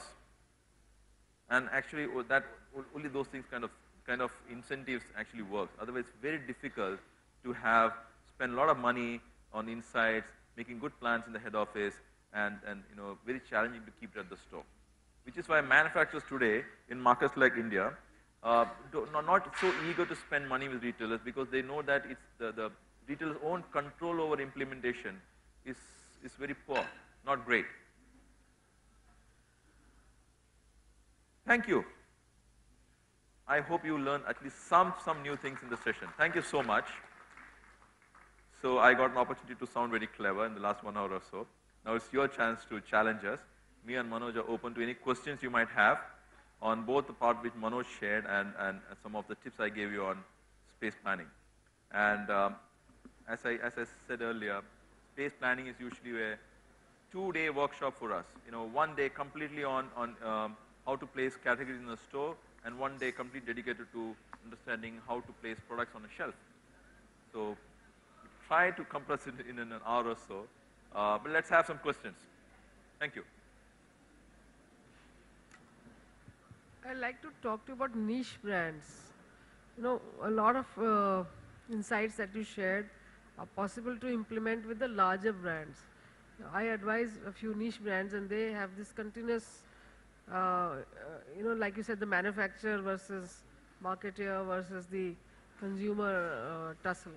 So do you have any insights on how niche brands could go about like for instance, if you just have 2 or 3 you're participating in only 2 or 3 categories, then to create a big then to create a big presence on the shelf or even use carousels, etc., becomes difficult. And then negotiations with the large format stores. So is the question about where to place niche brands? Where to and how to, because you know the tussle between the retailer, manufacturer and the consumer gets very enhanced in the niche brand scenario. So can I take that? Sure. Okay. There is no one answer to that question. That's because it's very much a function of what brand and what category you're talking about. And you have to actually get understanding of shopper behavior for that category. Only then you get a solution to it. And that's why you can spend some money with Nielsen and we can give you those answers. But usually, niche brands are not right at the beginning of the aisle. Right at the beginning of aisle is usually very impactful, usually the leading brand. Niche brands are usually put at the end of the aisle. Or if the shopper traffic is from both sides, you know, usually in some cases, in many cases, shopper traffic happens from both sides. In that case, niche brands are put somewhere in the middle. And that again is a function of the strategy of the retailer. What the retailer wants to do with the niche brands. Does the niche brand requires a lot of browsing? Do shoppers in that particular brand love to browse it, or they just want to grab and go? It's a function of a lot of parameters you would keep in mind while before you actually make up mind on where to place it within that aisle. What about dealing with the, you know, niche brands can very rarely afford to spend the kind of money blocking space with the retailer, especially the modern trade format. But what the trade formats find it difficult to appreciate is that the shoppers, there may be shoppers who will appreciate those niche brands. You know, so that is that's a bit of an uphill task. It's always a challenge. So if especially for a new brand, if you are a niche brand, you can't spend money on shelf because that's already taken most of the cases. But I think what usually works with retailers is if you can show the value, if you can show the incremental sales that or the value that brings to their offering within that category, it's easier to convince the retailer that they should place you and they should give you a decent space and visibility in the store. Would you want to also intersperse your insights with the store brands? You know, how the store brands kind of, you know, interface, interact, and let's say in some cases even interfere in what the manufacturer may be wanting to achieve? So, trust for the private label is on rise. And one thing which we keep telling manufacturers as well as retailer is, unlike developed world where private label is down trading, in India private label is actually up trading. Yeah, because obviously there are loose options available to me and I am going for a higher price. It may not be as costlier as the branded one, lead brand, but it is still an up trading kind of thing. So what we have seen is that, you know, the disposition towards private label is pretty high. Yeah, but what is more important is also, as Deepak keeps mentioning, is that what is the role that category plays in consumer life? Because private labels are not successful across all categories. Yeah. So there are categories where consumers will uptrade and there are categories where consumers will downtrade. The categories that leads to experience is where we have found that they will uptrade. The one where it will not add to the experience is where they will downtrade. And sometimes what we see is that then it becomes leaders' responsibility to create those energies at the aisle so that people keep investing in their brands. And same goes with the niche brand also. It is a function of, what is the role that category plays, and secondly, if you are able to communicate to retailers that, what is the value that it brings to the table. So just the way I was saying that, if you are able to communicate to them that as a result of this offering, your equity is going up, because people are looking for quality product, and if I'm contributing to your equity, then it is the question of, how much space that you want to allocate versus what are the conventional norms. But it is, again, I would say, to what extent you can prove the value that you provide to the shopper and to the retailer. So that will help you to win the space in this environment.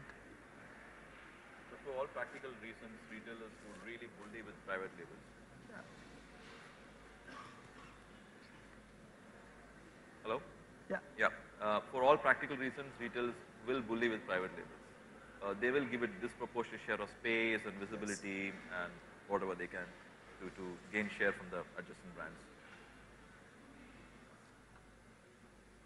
Hey. So the question is about pertaining to the same niche brand category. The question is, so a new brand category needs the consumer to be educated. A new brand category needs the consumer to be educated.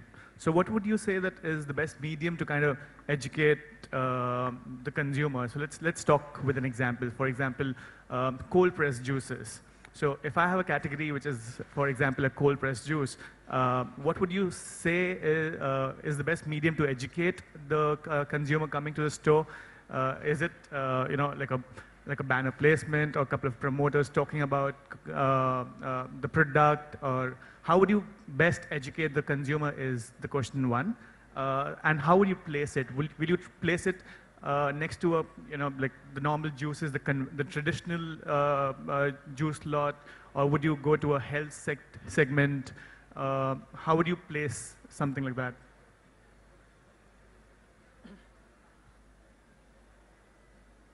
So let me address the first part when you are coming out with new offering and all that. Very recently we analyzed data that was available to us about some 15,000 new products that were launched in the marketplace. And what we realized is that the people who leverage modern trade are 8 times successful than the one who are not. And the reason for that is that today, there's another large scale study that we have done where people are saying that retail is now becoming the source of awareness for new offering. That doesn't mean that your TV and newspaper and magazines are not playing an important role, but we know that how cluttered that media is. And if the person is right there, you have a better chance of influencing it. So obviously, in-store is where we would like to in-store is what we would recommend for new launches. And you would have seen of late, whether it is new product or new category, they are flocking to modern trade environment. Yeah. Now, when it comes to how I'm going to go about it, I think again I'll say that there is no silver bullet for that. So in some cases, if it requires trial, then you may need to have a promoter who explain that what is so special about it, especially if the category is also new. So shoppers today are positively disposed towards innovations, as I mentioned. So they are, and retailers are also trying to enrich the experience. Modern trade is also a venue for people to increase their knowledge about the categories that they consume or the categories that they aspire for. Yeah. So if in that case, promoter is required to sensitize that, what is it that this category is going to give it to you, then probably promoter might help. There could be a sampling that could help. And it is also a function of where to place it. And again, like some of the fruit juice manufacturers are actually keeping some of the packs in the fresh fruit section. So if you have apple flavor, they'll keep it near the apple just to, leverage the linkage. So then you'll have to study, what is it that shoppers are looking at, and you can, go to a place which is unconventional.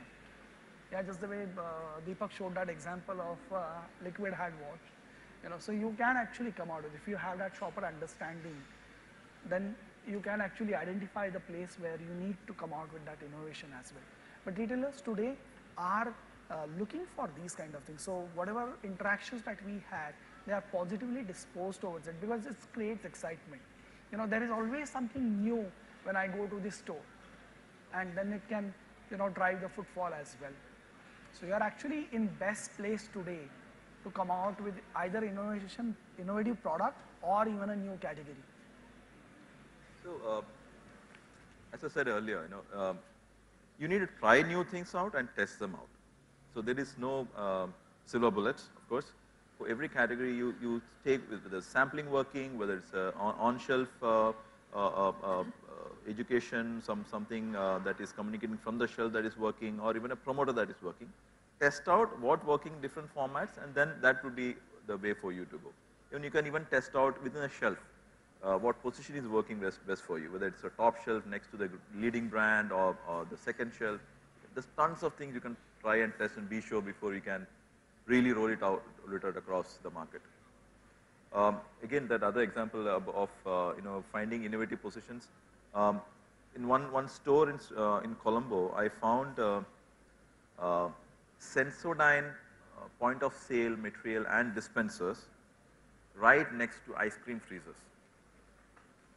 I mean that's innovation. So if you can think of ways, you can places where your product can be most impactful, have most impactful communication, and relate to the usage the best. I think that's the way for you to go. But of course, the challenge is to find those areas and answer those questions.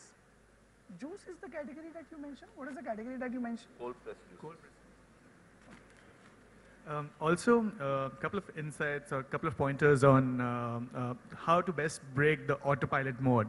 Other than being visually appealing, are there more steps or pointers that you can give in terms of breaking the autopilot mode of the consumer? I can give you an example. It has to be something sensorial. Either it has to be visual, or it has to be on audio, or it can be even smell in some cases, right? For example, Unilever did try out smell diffusers for ice creams in India. But usually visual cues work. One good example again from Unilever is when they launched Pond's White, they wanted to break autopilot within that segment of whitening creams, skin creams.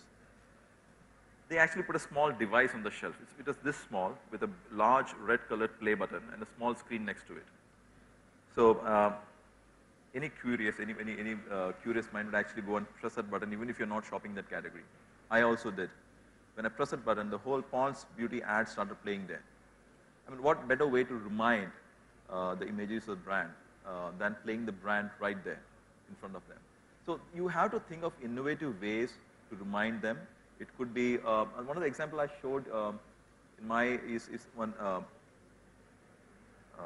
Innocent was a slushies brand in the UK that had this knitted bottle caps. I don't know if you remember in one of the pictures I showed.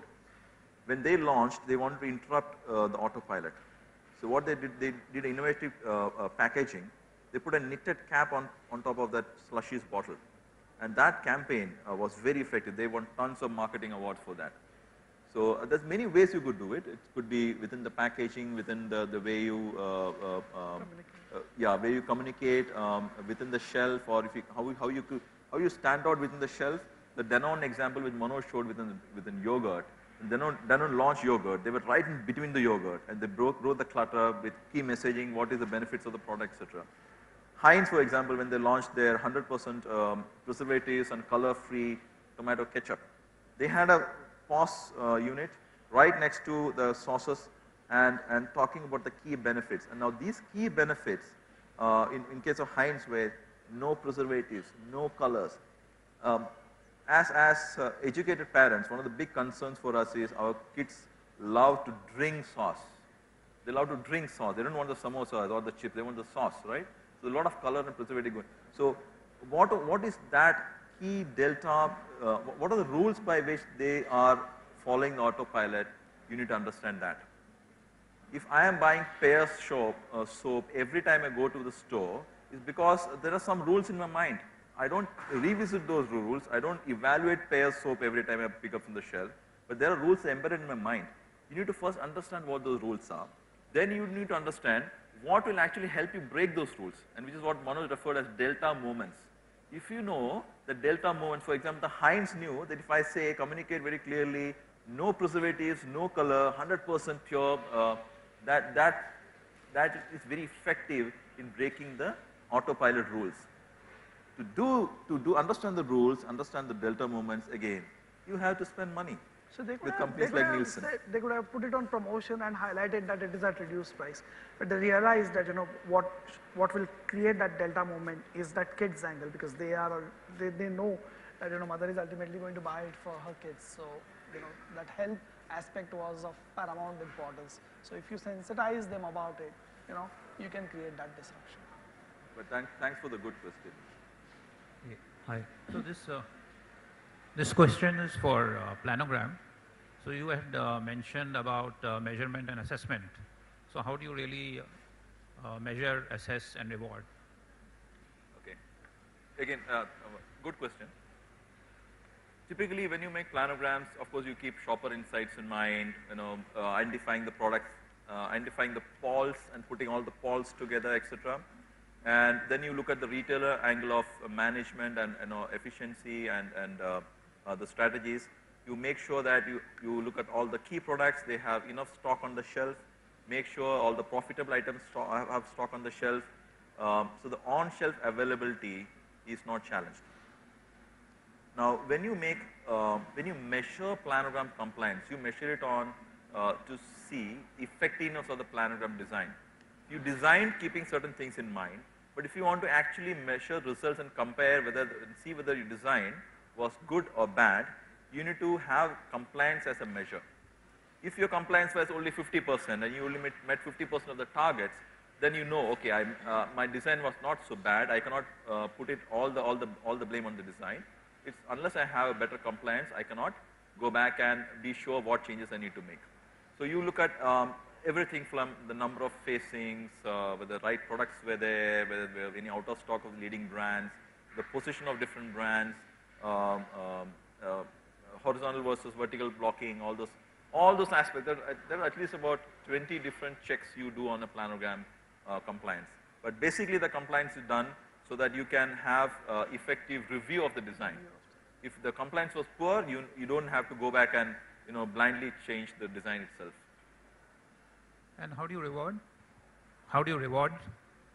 Reward, very good question. You can actually, some retailers actually have compliance monitoring done by a third party. Yeah, so they hire an independent third party, again like Nielsen, and they give a regular report by store of planogram, by category, by store of the compliance level, because there are weekly audits done. And then the retail company or the chain would actually put some kind of incentive mechanism in place to have stores with good compliance. You know, the store managers or even the floor manager or the category guy who's in charge of the category being incentivized based on the compliance results. Thanks. I have a quick question on the technology aspects. So, Sure. like you mentioned about the in-store technologies like the heat maps and the neuro insights and all. How prevalent are these technologies in India? And do you have any examples of the stores where they are being used and the benefits that they have reaped out of these technologies? So can you just shed some light on those aspects? Sure. So, mining the video footage as well as eye tracking is something which is used widely. Neuroscience as a topic is very new. Yeah. Very recently, in fact, we opened our own lab in Mumbai office. So, in India, if you talk about the neuroscience case studies, they are not in as many numbers as you would see the eye tracking and video mining. So, a lot of retailers are actually mining the video data. So, they may not be looking at CCTV footage because sometimes the quality is not good. So, you actually install the camera and, you know, That is something which we presented in the MRSI conference recently held, and we won the prize for that. So how we can mine that data. So it's an unobtrusive way of understanding shopper. Otherwise, the conventional way was, you will stand at a distance and then you will observe that, okay, these many people came, whether he interacted or not. But if you have a video footage, then it becomes that much easier. So I think that thing is prevalent. Eye tracking is relatively new, and at this stage, it depends on what exactly you want to get from eye tracking. If it is a normal browsing thing that you are interested in, then the costs are different. If you want the glazes and all that, if you want to see that where exactly you looked at the product, brand versus price and all that, if you want that kind of granularity, it is different. But of late, manufacturers have started investing, I would use the word disproportionately, on these technologies, because it's like an irrefutable evidence of what shoppers are doing. Otherwise, it's my view versus your view. So technology actually bridged that say-do gap, and then it brings shopper alive in the boardroom. So it is catching up, I would say. So it is available. It is used by, of late, we have seen disproportionate spends in these technologies. And neuroscience, I think we'll have to give some time to it. In the Western world, it has already started using it. So the examples that we shared, retailers are using those learnings. In fact, manufacturers, when they are designing packaging or even coming out with new products, they are doing that. Neuroscience is also now being used for compressing the ad. You might have a 60-second ad, and we all know that 60-second ad will cost you a bomb. So you will reduce it. So earlier people were going by their gut feel, and then they will reduce it in a 10-second ad. But now with the neuroscience, you can actually see that where the activity peaks, and then you can neuro-compress it. So the usage are many more. I think the more and more people start using it and start sharing that information, I think it will grow on its own. So as of now, I can say that we have enough studies to even build a database, and that is what we are sharing with clients. Just the way I told you that, is my brand in the first 4 fixation? That is coming from, how many fixation I am having when I am in a shopping mode. So there is usage.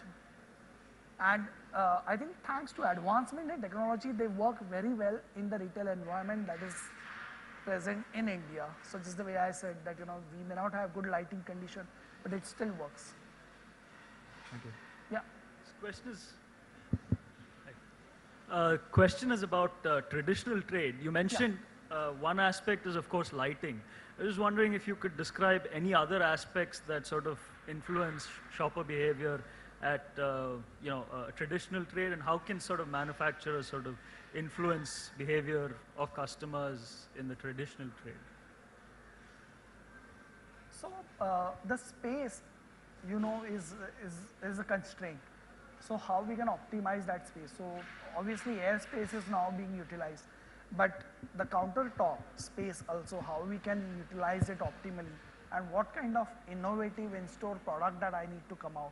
Or the example that I gave you that, you might come out with those in-store intervention, but, ensuring integrity of it is also a challenge. So what are the innovations in that space which can actually ensure integrity as well? Knowing that, there will be someone who will be coming in, or retailer may not have that much time to actually lay out the things the way a modern trade would be doing it. I think that is where manufacturers are spending it. I may not be able to quote because some of those things are in the laboratory stage and they are rolling it out, but there is exciting stuff that is happening in this space. That how we can leverage the traditional trade environment to get more than just increasing my reach. Knowing that in India, reach comes at a cost, at a disproportionate cost than what it would come in a developed countries where modern trade is consolidated. Yep. If I, Mike, hello. Yeah, if I may just add, most of the insights we saw today, though it's brought to life with examples of modern trade because it's easy to understand, it's more clearer. But all this can be applied in general trade as well. Simple things like decision tree. Of course we can. Though in a limited space, in a limited manner, a planogram, of course we can. In a given category, if you're just selling coconut oil, for example, if you can know, if you are very clear about whether in your category you want to have small to big horizontally or big to small horizontally, that's something you can easily educate the retailer and activate in a general trade store. But yeah, for all the presentation and training purposes, we use modern trade because it's Easy to relate to. easy to understand, more standardized, and more easy to explain. More examples actually. One, unique aspect about traditional trade, of course, is the fact that the grocer is typically influencing the customer about the brand, and he typically tends to talk a lot, right? So I was just wondering, do you have any ideas on how to sort of break that connect, if you will, if there is a way at all? Well, some of the experiments we did, it's not true for all categories. It's very specific to some categories. Most categories, some of the categories examples we did in experiments we did, we found that shoppers are not listening to grocers so much, but they listen a lot to the chemist guy. The chemist traditionally, Pharmacist. who's more open to FMCG products. He's even carrying home care products. He's more open to merchandising now, for him, who was traditionally an advisor for pet ka dard or fever, what do I take? He still is able to leverage that advisory role in other categories as well. So even for FMCG products, beauty products, for example, his advice is heeded to, unlike a regular kirana who doesn't have that as much. If I can just add two things to it, based on whatever work we have done, we have seen retailers' role getting marginalized. The second thing is what we keep telling about is the role of internet. Yeah. So we keep talking about it that although e-tailing is worth $3 billion, the influence that it has is $150 billion. Yeah.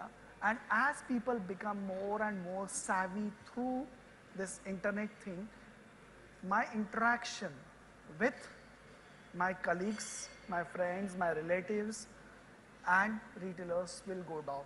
In fact, very recently we actually highlighted that the people who avail internet at the pre-purchase stage, what is the impact that it has on the interaction with respect to different categories. And with regards to FMCG, what we realize is that it actually reduces the interaction with friends, families, relatives by almost 50%. Yeah.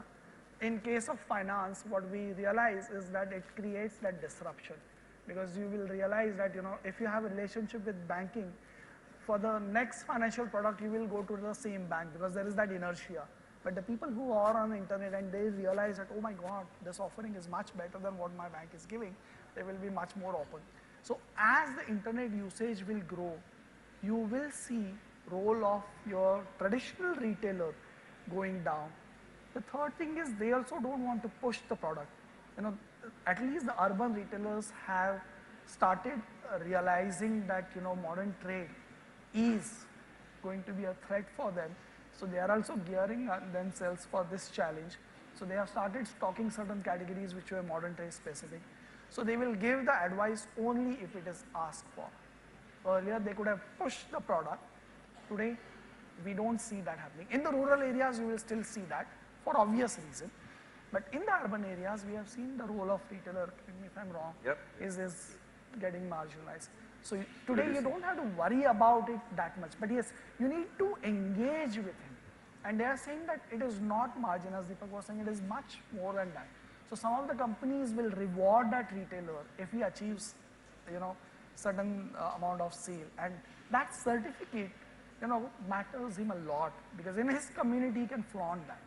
When shopper comes to his place, he can actually show that, I am in line with you. I'll give you a simple example. What we have seen, the cooling infrastructure in the traditional trade is rising at a rapid pace. And when I'm saying cooling infrastructure, not necessarily AC, but your vesicular and stuff like that, fridge and vesicular. So today, 1 in 3 shops have this cooling infrastructure. When we analyze the FMCG sales data, half of the sales are coming from these stores. Yeah? And when we try to understand that what is the reason behind it, that this shopper told us that, I can see that this guy is a progressor retailer. He's in line with, the way I'm progressing. And as a result, I'm buying categories which doesn't require, cooling. Yeah? So he is actually looking at what shopper is looking at. So he'll give advice only if it is asked for instead of what used to happen earlier. But you need to engage him for different reasons. Yeah? It's just that sometimes shoppers go and ask that, these are the two brands, which one should I brand? I don't know. And this is where the challenge that retailer is facing. He said, today I don't have an answer. So I will obviously talk about the brand which is going to give me more margin, but I'm not doing it intentionally. Today I'm not empowered enough to talk about your brand. So if you tell me, how I can sell your brand, I will definitely do for it, because ultimately shopper is also important to me. Yeah. I've just got a question. Can I ask a question? Yeah. Yeah. We are talking about actually the in-store optimization in some sense of what can be done within the store. So is there some data or research which talks about the relative external factors that, which are out of store? What influences a shopper to choose a particular brand versus what is inside the store? Is there some research or is there some trend analysis or is there some data which is available which talks about that relative impact of external versus internal? So where do I spend as a brand the money, whether it's external or internal within the store, relatively? So that's one kind of question which I want to know. Second thing is, for a brand, is there some data that can be made available at the point of selling, which is not available today, and what kind of data that needs to be provided to the shopper to enable him to make a better informed choice? Okay. So the first one, so we shared one slide in the beginning of the deck, said that, if you are spending on TV as well as in-store, you get incremental ROI. Yeah, so to the tune of almost 10%. Now, the role of in-home triggers versus in-store differs by category. So I may not have a fixed number of, what is the role of in-home. But I'll tell you that, the in-home GRPs were actually creating the demand earlier.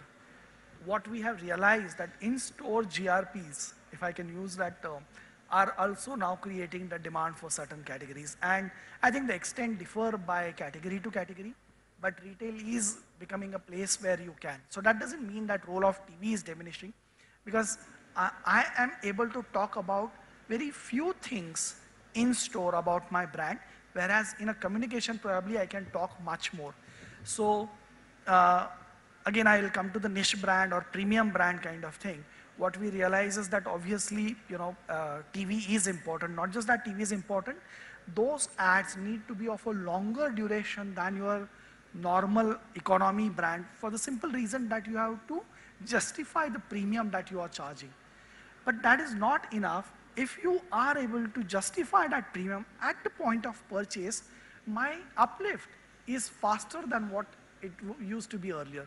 And a classic example is Colgate Visible White. You would have seen the investment that they would have done in modern trade. So that doesn't mean that they have not invested in mass media, but what they did is that they reinforce that image when the shoppers were in front of aisle, and we had, best chance of converting them into buyer of our brand. So you're saying all along the path of right from the beginning to the point of purchase, you need to distribute your investments for enabling the consumer to.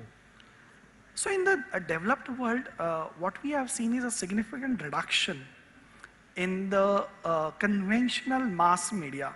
And I'm using the word mass media for conventional for the simple reason that if today we have to talk about mass media, it has to be mobile. Mobile has higher penetration than even what your TV has, and the attachment to mobile is far higher. Yeah? But in the Western world, we have seen a dramatic reduction in the mass media spend, and it is moving towards the in-store. To the extent you will now see the ads which are of 5 seconds which are running in-store, because that is all I get, to influence the shopper. So it is happening in India because retail is not consolidated. Yeah, you still have to live with this conventional thing, and as a result, mass media becomes an effective medium. But as people are making choices more and more in store, what is happening is that there is that shift that is happening. It is not to the extent that has happened in Western world, correct me if I'm wrong, but it is happening. And I think you will see a greater shift on the digital as well, because Indians are known for leapfrogging. So people don't want to be left behind, or they don't want to miss the bus. So you will see now the spends getting split into in-store as well as digital space as well.